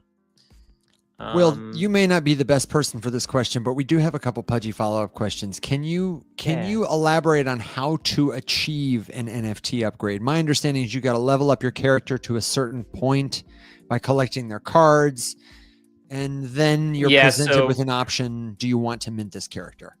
Yeah, the best possible thing is to buy their season pass, which is like a battle pass or from any number of video games you can pick today. All of them. All of them. So it's like your season's pass. So you spend like $9 or $10 or whatever it is, and you have the season's pass for Pudgy Penguins. And in that pass, you'll earn these pendants. And the pendants, if you get 3 of them, you can then, which are all NFTs, by the way, you can take them to the mythical marketplace and sell them for cash. And you can actually get your money back for having bought the season's pass. You actually can. You can get it all back because like each one of them is, or at least like $6 out of the $10 back if you really want to. But anyway, in that pass, you're then given like an epic character. And as you play, you naturally upgrade them. They level up, you know, for free. You don't have to pay anything. And then if you have 3 of these pendants and your epic character is a high enough level, you combine it with those pendants. The pendants go away. And now you're given this character that is an NFT. And, you know, right now I have 3 NFT characters, and on the marketplace, you know, one of them's worth like $60. Another one's worth like $10. Another one's worth something like $15 or $20 right there. Sweet. Based on the level that they are. So like it's dope. And like I've gone onto the mythical marketplace, and that's the marketplace that connects with Pudgy Penguin. And you can go and trade NFTs there too. I've gone and I've bought some NFTs because I take these NFT characters and I combine it with my other NFT characters to give them other attributes and level them up and stuff. So like I've spent a little bit of money in the game, but nothing crazy. I'm not spending hundreds of dollars or thousands of dollars here. I'm spending, you know, I think maybe at this point I've spent something like, I don't know, $50, $40.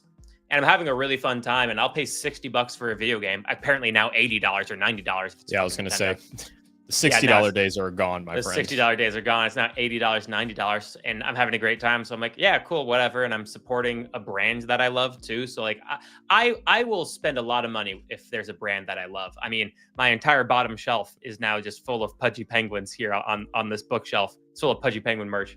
Yeah, I think we need to have a thread in the community if we don't already for like Bearded wants some tips on a particular level. We need to know about minting. So revive that thread in the public forum. I'm sorry, Alex, I rugged you. Yeah, I will. No, I was just going to say to Will's point, let this be a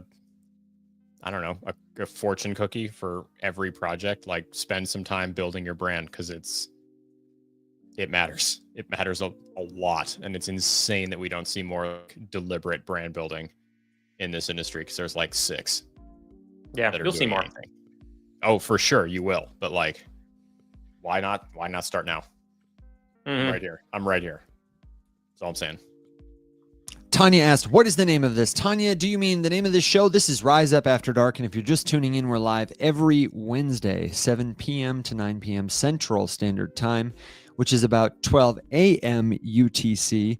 But wherever you are, whenever you listen, we're live on your favorite social network. You can get the recordings of this. I recommend listening to the podcast or watching on YouTube, where all the episodes are arranged into the playlists that make them easy to find. We've also got the Rise Up Morning Show, and we've got Rise Up Market Watch. It's lots of Rise Up all the time. And if you're asking what I was talking about, that was Pudgy Party, which is the mobile game from Pudgy Penguins. And it's a lot of fun. And if you're asking what is the name of this, that's Alex. His name's on the screen. For me, he's here. Oh, sorry. Do you guys want to see this private thing that I've been working on? Maybe. So, Do I? Maybe. Our friend Solom, the chief gift officer of Rise Up and so many other wonderful educational crypto shows here on TikTok, definitely deserves several points and probably a tah-dah, because he gave us a great suggestion earlier today. After giving us that funny little cute hamster gif, he made a suggestion about turning the doc picture. You know that cute little picture from DeFi Carrot where the guy is sitting on the donkey? Mm-hmm. He suggested that I turn that into a picture of us, kind of like that picture I made a couple weeks ago of us robbing that bank together in dolphin suits. So I'm going to show you. Somebody hit me with a little TikTok screen share. This is the original, okay, for inspiration. It's such a good image. For people in podcast land, it is good. It's a little weird though that DeFi Carrot is sitting on a donkey and so gleeful about like feeding another carrot to this donkey. Don't think about it too hard. I'm thinking about it. And this, keep the screen share. I'm so sorry I rugged you. Is the picture that we got? The Rise Up Nailed It version is us. It's me. I'm a carrot riding a donkey wearing an Alex mask, as Will with a Fu Manchu version of the mustache. Oh, there's the mustache. Dangly carrot. And Solom in the back is taking a selfie of all the action because he had to capture it for the picture. So thank you for the inspiration. Thank you for being the very best part of what we do. And I am so sorry for that donkey wearing your Alex mask. It should be a DeFiLlama llama.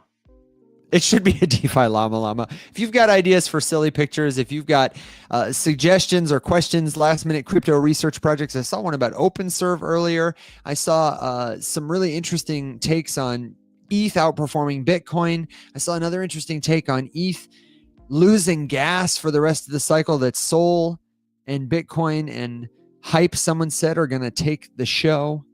Someone says, dude, I think Avalanche is going to start really surprising people. You think so? Avalanche has been super volatile in the last like 60 days. I keep getting CoinGecko alerts that are like, Avalanche is up 15%, Avalanche is down 15%. I'm like, what the hell is going on over there? I know a lot of people who are still holding from when it was more expensive. Yeah, well, Avalanche is the chart that won the silly chart art with the Godzilla. Oh, is it really? That was Avalanche. Yeah, that was Avalanche. Yeah, so basically, we're kind of ignoring the previous part of the chart. We're trading it on like ranges right now. Yeah.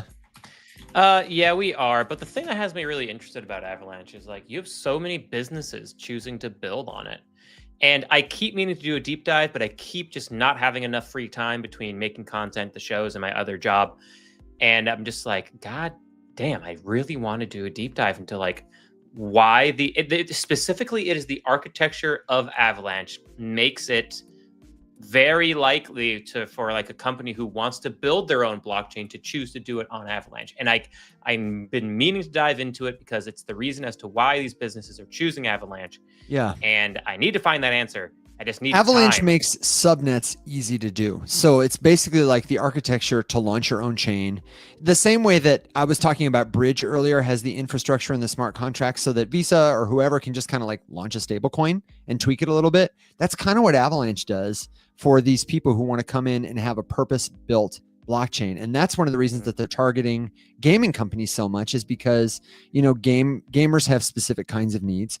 They probably don't want to all be on like the same huge chain. They might want an app specific chain. They need it to be fast, cheap, have high throughput, and have a couple of other different features that they've been working to kind of build out in terms of their smart contracts. That's as much as I got. You'd have to ask someone else for the rest. Just looking at the chart, basically, if I put on my Doug hat, which is just trading into strength, like Avalanche doesn't have strength right now. If you're looking at this like Doug, I'm seeing some pretty good things here, and he would say so too. But it's $33. If Avalanche can get above and hold $33, you'll have a nice, real nice potential move to the upside here, just because it's where we've had a lot of support break, a lot of resistance hold, support break, yada, yada, yada. It's $33. Avalanche above that point is super, super interesting. That, and also weekly? It would finally be above. This is weekly. Okay. And so this would be Avalanche getting above, finally, the 200-week exponential moving average as well. It's all lined up perfectly. Avalanche above $33 will probably rip over a course of like 1, 2, or maybe 3 weeks. So that I'd be really interested in Avalanche there. And maybe you see it go down as far as like $27. Maybe that'd be a great buy if it came down here and then, you know, bounced up. Or if it did something like this, found support here and then did something kind of like that. The squiggles, the Doug special. You know, and let me take a look at the daily time frame, see if there's any little nugget of information here. Zoom up on here. Let's see. This should be like an A, a B, and a C correction. We should get one more correction down, potentially, and then have a big move to the upside. But I'm not seeing anything else on this. The weekly chart gives the really, really clear image, which is just Avalanche above $33. If it's able to hold that, you're going to have a pretty damn good time. But until then, you don't have like a long scenario, in my opinion. Beautiful. Oh, man. Gotcha, baby. Got this mugshot. I'm going to have to gwump myself for that. Or maybe I ding William, so I don't have to give myself one less point. I know you wanted to gwump me for that, to not warn you, but you're like, I want Will to win instead of Alex tonight. So you're just feeding me these points. If I'm being honest, I want your butt or your mustache to win, but the people would vote for the mustache. Okay, if you've got a point you want to assign, let me know in the comments. I want to shout out Blue Smile, who's had some. I have a point I want to assign. Oh, you do? Yeah. Because the carrot is now 16.16%. Oh shit! What are they doing? I saw James in the comments. Maybe he's pumping the numbers like specifically for the live stream. He's maybe like, just for me. How can I tweak this yield, man? I wanted to comment to him and be like, hey, he's like, hey, I caught a carrot reference. I'd be like, dude, we've referenced you like 6 times this episode. And also this morning. We kind of have a crush. We have a little crush on the carrot. It's part of a new segment I'm introducing called Eat Your Veggies, where we talk about which Solana-based vegetable named protocol has the best yield. And right now it's a category of 1. Do you guys remember 4 years ago when it was like a DeFi food trend? Tendy swap, pancake swap, burger swap. I mean, sushi swap. We still have Logadog. We'll always have Logadog. I'm excited to do Logadog next time. Homer also brings back this blast from the past. He said, Alex needs to bring the mustache back and dominate the points. Let me tell you, Will, if you had met Alex 4 years ago, you and he would have been like in whatever the mustache equivalent of a dance-off is. Oh, so I had a little experience with that because last week I hopped into Arena, which is like the social media environment on Avalanche. But it was actually dope. There was a lot of people there. It was a fun conversation. It's very cool. Yeah, but I was on there with Brandon and Jerry, and they both had mustaches. But it was like people were making fun of like, oh, they were just like, oh damn, this guy's got a great mustache. And then they're like, Brandon also, he usually has a beard, great mustache. And they're like, Jerry, yours sucks. It's like Jerry's like, I know, it's a trash mustache. I was like, hey man, but Timothée Chalamet made it cool. He's like, Timothée Chalamet did make it cool. But it was great. We had so much fun. But it was just like 3 mustached men. And then I also had an opportunity to chat with like Randy Harper. I forget her name. Randy Hipper. Randy Hipper. So I had an opportunity to chat with her. Dude, she loves Litecoin and she loves Digibyte, I think too. But she's just like, it's like one of these old ones. I forget one of these old coins, but she loves Litecoin. She's like, it's sound money, man. But she's just like, she loves Bitcoin a ton. And so it was really interesting to hear someone who was actually like really defending Litecoin, but with decent reasons. Had nothing to do with like, it's meant for payments. It's just like, hey, it's sound money and I love proof of work. So it was really interesting and nice to have a conversation with someone who's like, proof of work is decentralized. It was like having a conversation with someone back in like 2017 and really pro proof of work over everything. And I was like, oh, this is nice. This is nice to have because you don't get a lot of that anymore in the space. So it was nice to have a conversation with her, and then spoke with another creator as well. And I forget their name. And this is in the arena? Yeah, this is in the arena. Why was I talking about this? Because we were talking about Avalanche and mustaches. Mustaches. That was right. Forget Avalanche. Mostly mustaches. Mustaches, yes. I thought you were going to say Randy Hipper loves your mustache for some reason, and I was like, no, that seems personal. There was no. She didn't make any comment about my mustache. The arena though is Avalanche's like social. It's like just for Avalanche and mostly gamers, right? But like Twitter. I mean, I didn't really get the sense about mostly for gamers, but okay. You know, the audience that I was in was really just kind of like our audience, really. You know, just a bunch of people who wanted to learn and talk about crypto. Very cool. Know? But they're already on chain. Yeah, it was interesting. It was cool.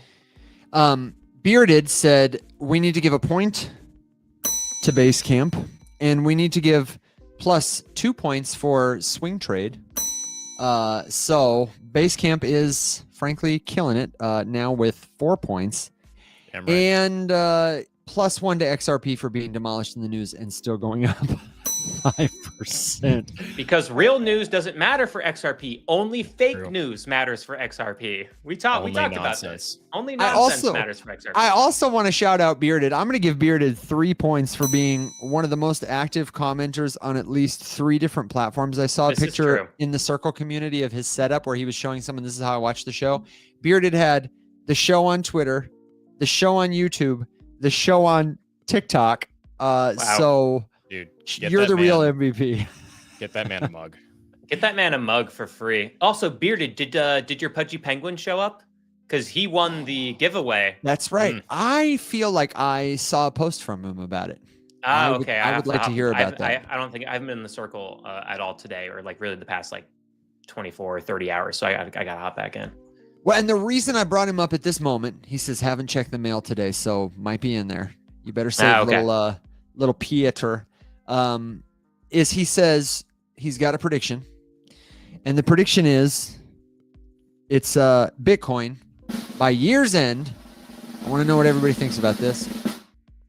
$187,313. It's an oddly specific prediction. It's very specific.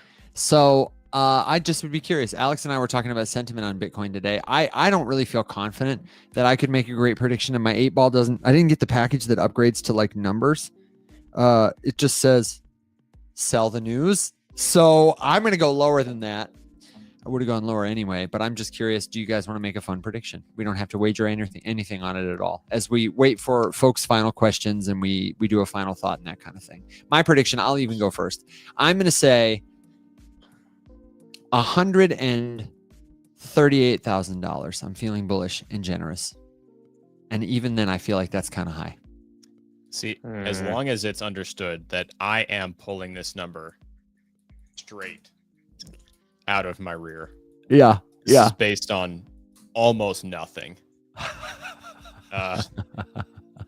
Except a vodka kiwi. A single vodka kiwi. Okay, but what's the number? I'm trying to think. You know, I'm not going to pull an Evan, so I'm going to give myself a point because Evan, if I had given my number first, Evan would have prices right ruled me for sure, and gone up or down by $1, or I should say up by $1. Would you say 138? Yeah, I said 138. And you can't really price it right anyone. Solano in the comments said $1. So they have done the ultimate prices right on all of us. That is so the ultimate prices the right. joke's on you, but yeah, $138,000 is my bet. Threw it at the I don't think that's necessarily insane. I also wouldn't be surprised if it was literally still 120. Yeah. Okay. I'm probably just gonna say I'm gonna be the bear, I guess, and say 125. I'm gonna go. I'm gonna go with 162,414. 100 and what? $162,414. Are you looking at like a Fibonacci line? I'm gonna keep my secrets. I mean, you and Bearded these oddly specific numbers. No, it's I was using the trend-based Fibonacci tool, and as I was looking at that, I was like, yeah, there's resistance. We're gonna hit at like 144, 250. But my thinking is Bitcoin is a suppressed asset right now. Suppressed, repressed, whatever. I don't know what the right word is to use here. But anyway, it hasn't been able to run like gold or silver or the stock market. So it should have a catch-up kind of rebound to it. If things really kind of get going here, you know, by the end of the year, if we have a Q4 euphoric kind of run, and I would probably say like Bitcoin gets to like 140 to 150, but I'm going to go with 162 because I think there's going to be an element that Bitcoin needs to catch up, and it's finally going to be let to run like the way gold has, because it hasn't been able to do that yet. So I'm going to give it a little bit bump up and say 162,414. I will say, just because, are we talking about like the price on January 1st, 2026? No, we're talking about the price at before that at 11:59 p.m. on the 31st of December, on New Year's Eve. Because we should all remember how much tax loss harvesting happens in the last. Oh days. yeah. Oh, shut up. All right. Honestly, let's right just about say that, but- he's right. He's totally. Am right. I wrong? No, you're totally right. You're That so last right. week of December is going to be, you know, people are going to. But be like, you know, purposely at the making end of the wrong run, we presume is coming at the end of the year before Yeah. people get wise about Now taxes. we're changing the rules. That's all I'm saying. Yeah. trades. What did you say, Alex? You said 128. I said 125. 125. I also want to shout out Will. Your number is oddly close to Homer, but he used the Memonacci. He said 169,420, 169,420, which would be the most Bitcoin thing. It would be the most Bitcoin thing to do, and I could see someone like Elon buying a bunch of Bitcoin drunk on New Year's Eve just to make it happen. You know that there are going to be people with Solana, because I've been looking at $400 for Solana for quite some time for it to like kind of start reaching a top. But like I bet it's 420 because most of the people are going to be like, ha, wouldn't it be sick if it was 420.69? And you'll just see like billions of dollars of sell volume at 420.69 just to make sure it happens. Mm-hmm. Oh, Okay. I hope so. We've had a lot of fun tonight. We've had a lot of good guesses in the comments. We're about to ride our donkeys and carrots into the sunset, but I don't have a sound for that. DeFiLlama. That's right. I don't have a donkey sound, but I'll give you some cats and cows. While you're ready, your final thoughts, let us know what your final thought is, and I will do a little tally of points in a minute. Here from the comments, I do want to shout out our friends. Blue Smile, thank you so much. Linda, thank you for being here. I know you're having a hard night. We appreciate you. Miltos, Homer, always good to see you, my friend.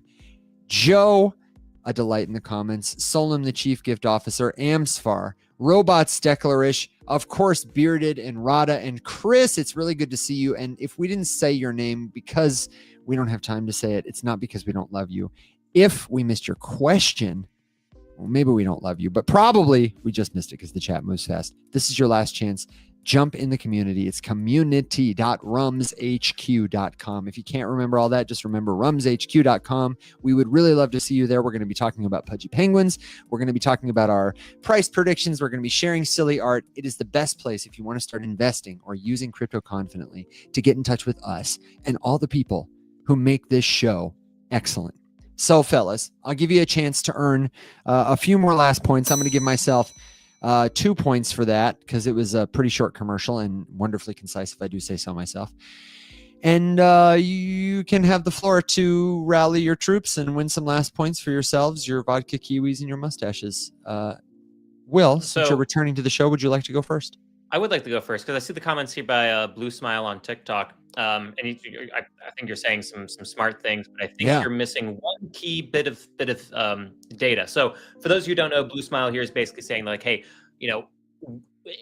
institutions are here. They're going to buy Bitcoin, and altcoins aren't going to do well. All the money that's coming to the markets are just going to go to Bitcoin. It's not going to go to altcoins. Because that's where the ETF is, that's where the demand is. Institutional players only really care about Bitcoin. So you are missing one key bit of information I think you can verify me on with Google. This entire year has been a retail-led market. In ETF products throughout traditional markets, it has been a net buying of $120 to $140 billion from retail. It has been net selling from institutional players of about $20 billion throughout the year. So retail has been leading the stock market, has been leading gold and silver and all of that buying. And it's most likely the same in the crypto space as well. So this entire year from January to today has been a retail-led market. Retail has never had as much money. There have never been as many people investing. And you're finally starting to see retail investors kind of grab their hands on the wheel of these markets more so than before, where it was much more institutionally led. So you still have an Ethereum ETF, and you are absolutely correct, Blue Smile, that there are not other ETF products out there making it easy for retail investors to buy it. Oh, and I see another comment from you, so I want to make sure I'm addressing your comment perfectly. I'm saying this is the final flush for retail and agree with you, just calling it as the last run. Okay. Yeah. Okay. Well, then for other people, I'll finish my point then, not directly to Blue Smile. With new ETF products coming in, I think you see a large influx of money into altcoins that have the ETFs get approved. I think you do have a decent amount of liquidity still flow into XRP, because what does retail know when in crypto space? They know Bitcoin, they know Ethereum, and they know about XRP. Those are the three brand names that they know of.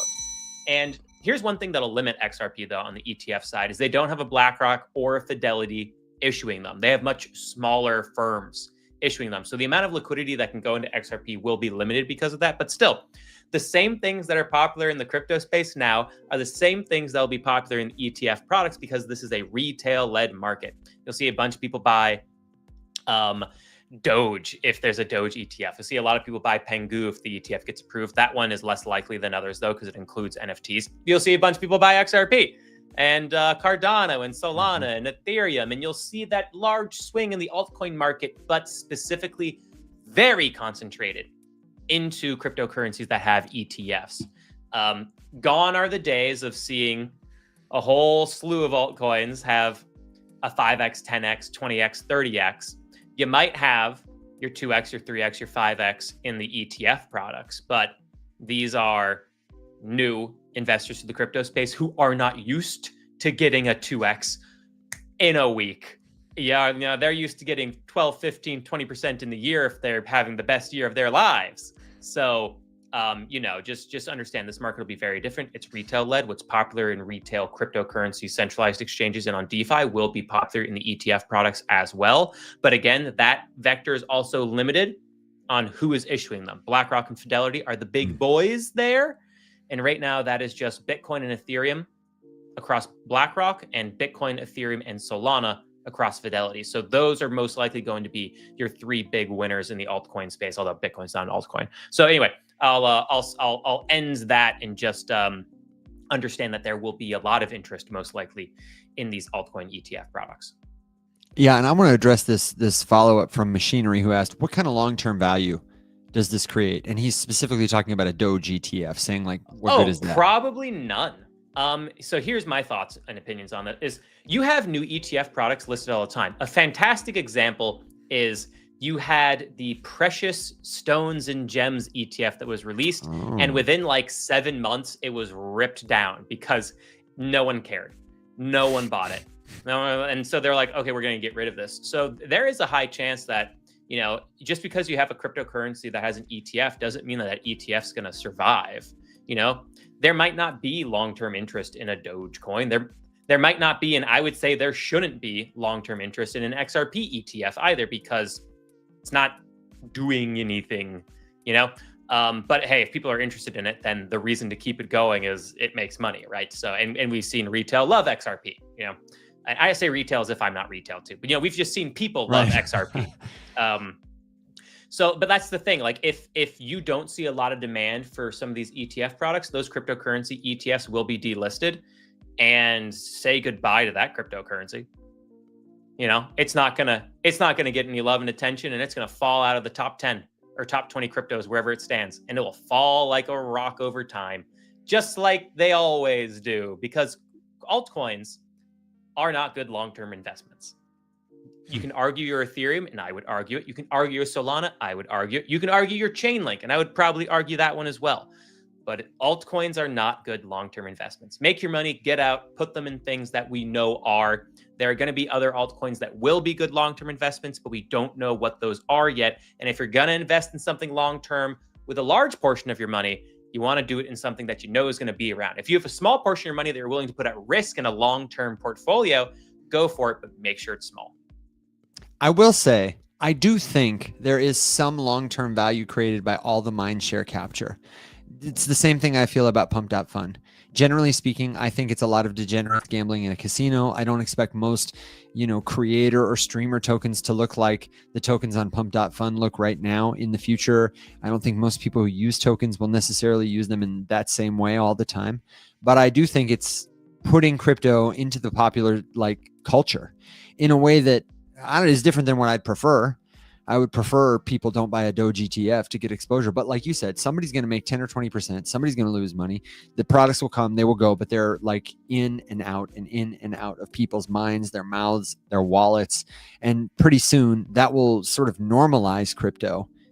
And the best stuff, I believe, will rise to the top. Yeah. And I think that's a good thing. Yeah. Alex, would you like to try your hand at a final thought to win a few more points? Will casually won himself 3 more points, so no pressure. Yes. Well, I'm going to answer a question because there was one from earlier that I said I would make my final thought. So it was just about, the question originally was about an entry for Solana, and my comment answer was I can't give you a specific one because everyone's situation is different. All the usual disclaimers about why I can't tell you exactly where to buy, what to buy, when to buy. But I can tell you about my process, which is essentially, and again, take this with a grain of salt, because my original entry into Sol in this current swing trade position that I've been going back and forth with as it's climbed started at $18.60 or something. Every time Alex tells this story, he comes up with a different number. Sometimes it's $20. Sometimes it's $18. Sometimes Well, and because it wasn't one entry where I bought 40 of them. It was bought a little bit.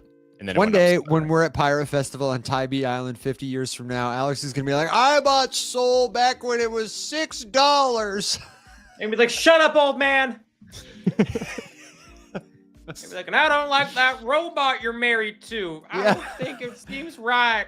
I did it on a computer back when they sat on a desk. First of all, yes. Second of all, you could just ask me to see the chain. show me the buy. Nobody believes in that anymore, Grandpa. Oh my! You still look on chain at Block Explorers. You're so old. Oh my God! I bet you pay gas fees. I bet you bought that with an Etch and Sketch. Probably a millennial.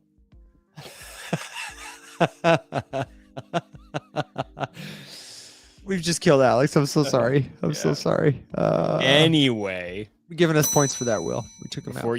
Points? Yeah. Oh, damn. The points have been canceled. You each got a gwump. That's not fair.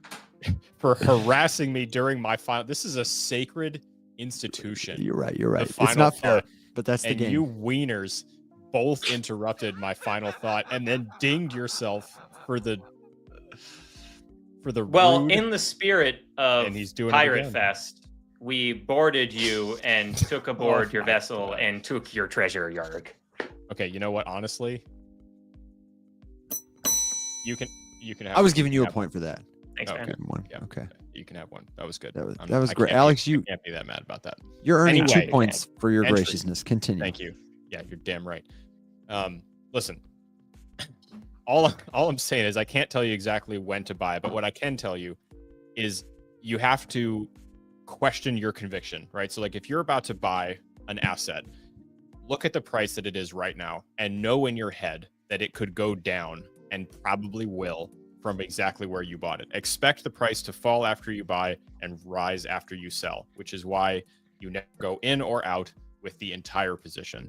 So if you have, let's just make up some numbers. If you have $1,000 and you're like, I would like to invest in Solana's caught my eye for whatever reason, have your reasons. Don't go 1,000 in one shot, right? Like cut it into 4 chunks and put in 250, knowing you have to be at peace with the fact that someone is going to make more money than you. You have to be at peace with the fact that someone's going to play better than you. Maybe they get lucky. Maybe they know something you don't, whatever it is. Make peace with that. Your life will be a lot easier. Then from there, see what happens. See how you feel. Does your conviction change? Did something happen that now impacts are you Who was that? Are you dead ass right now? I did fart. I did fart. And there goes to your point. I heard that, man. That's like a condenser microphone. Yeah. Podcast land's gonna hear that one. Hell yeah. What did you Wonderful. The thing is I fart here all the time, so I'm surprised that that one actually got caught. That's the very Honestly, first that's time like the anybody's- first of maybe like 2,000 farts. It's the first of like 2,000 farts that's been caught. That's really good. Just shut it down. Just shut it down. So Alex, your No. final thoughts? No, just shut it down. We're done. That's not nice. Okay. You get the idea. I can't possibly continue. Well, anyway, guys, thanks so much for tuning in tonight for another episode of Rise Up After Dark. We'll be live tomorrow morning with myself, Evan, and Alex. Yeah. Tomorrow at 8 a.m. Eastern Standard Time, 7 a.m. Central Standard Time. And Evan doesn't get a final thought, and we're done for Well, I got to night, give out the points contest. contest. I do have to tell you. I actually wait. Is that a point go for for my it, butt, go for or it. is that a point? Is that a gwump against my That's a butt? glump for the butt. your butt definitely gets a glump for that. And Alex is gonna at least. I'm giving him another 2 points for grace here. I would really like you to finish your thought. To summarize, to make sure I understood you. Oh. Don't go in all at once. Study the chart. Oh, come on. I'm sweating. We're done. Sweating. I believe you're sweating. I'm sweating. Of course you're sweating.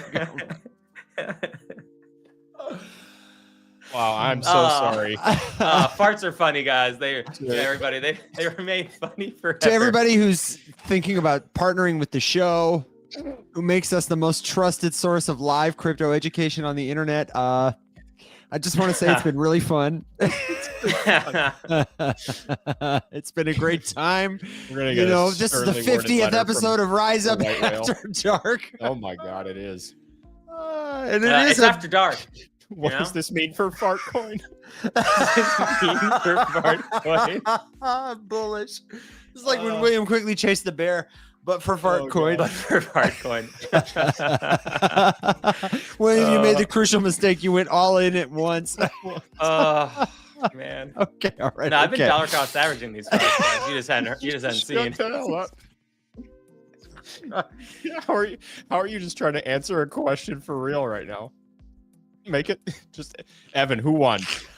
Hey, All right, Fartcoin in the past 4 hours is up 2.97%, and this is the first 4-hour candle where it got a long signal. So You're welcome. you're welcome. Let me tell the long you. signal just got erased. Let me tell you that if you do want to come back for more great crypto education, we will be live tomorrow with our friend Himu Rahman. Ooh. He is head of product over at Awesome. Polaris. He is one of the best to ever do it for my money on crypto TikTok, to take He's so a good. complex concept and make it clear, look good, and be nice while he's doing it. We've had the chance to talk with him several times, and it's been way too long. He is joining us again, finally, at long last, tomorrow. So you definitely want to tune in for that. And without further ado, okay, here's how the points stand right now. I don't think anybody is in like a true last place with just gwumps. So with 1 point, we've got XRP, yield on stocks, Alex's mustache, Wait, and I'm out. Rug pull my finger from Homer. Rug pull my finger. Homer gets 2 points for that. Homer gets a couple points. I had to get him on there. DeFi Carrot has 3 points. Will's butt has 3 points. I don't know why I wrote Williams butt. It just sounded more official that way to address it by its proper name. And the Gwumps went to you. It's full government points. What? That was my butt. one Gwump at least to the butt. One Gwump to the butt. So 2 points to the butt. Will's mustache has 4 points. I had 4.5 points. I gave myself a half point for all of the WKSI, trying to well-known serial invest, whatever the hell it was. And that means getting it wrong. Blockchain Basecamp has 5 points. Congratulations. That's a third place finish. I missed Vodka Kiwi has 3 points. That means I was wrong. Actually, this is how it is. Blockchain Basecamp is actually in second place. In first place, can you believe it? We have the very first, so far as I know, tie between Alex and Will, with somehow, after all the Gwumps, 8 points apiece, which means I'm writing a new rule now. In the event of a tie, Evan wins, baby. So you're champion tonight for the first time in a long time. It's me. And I think we're all really winners tonight. I think is the moral of that story. I feel like a winner. Mm-hmm. So thank you, I my felt friends. like a winner. Mm-hmm. Yeah, like Past a wiener. tense. Thank you, my friends, for being the very best part of what we do. If you've got more crypto questions, if you've got some Beano, if you've got a suggestion, or you just want to commiserate with a couple of cool people while you work your way into the wild and wonderful world of cryptocurrency, we will see you next time. And until then, everybody stay safe. Be well, my friends. Rise up. Bye-bye.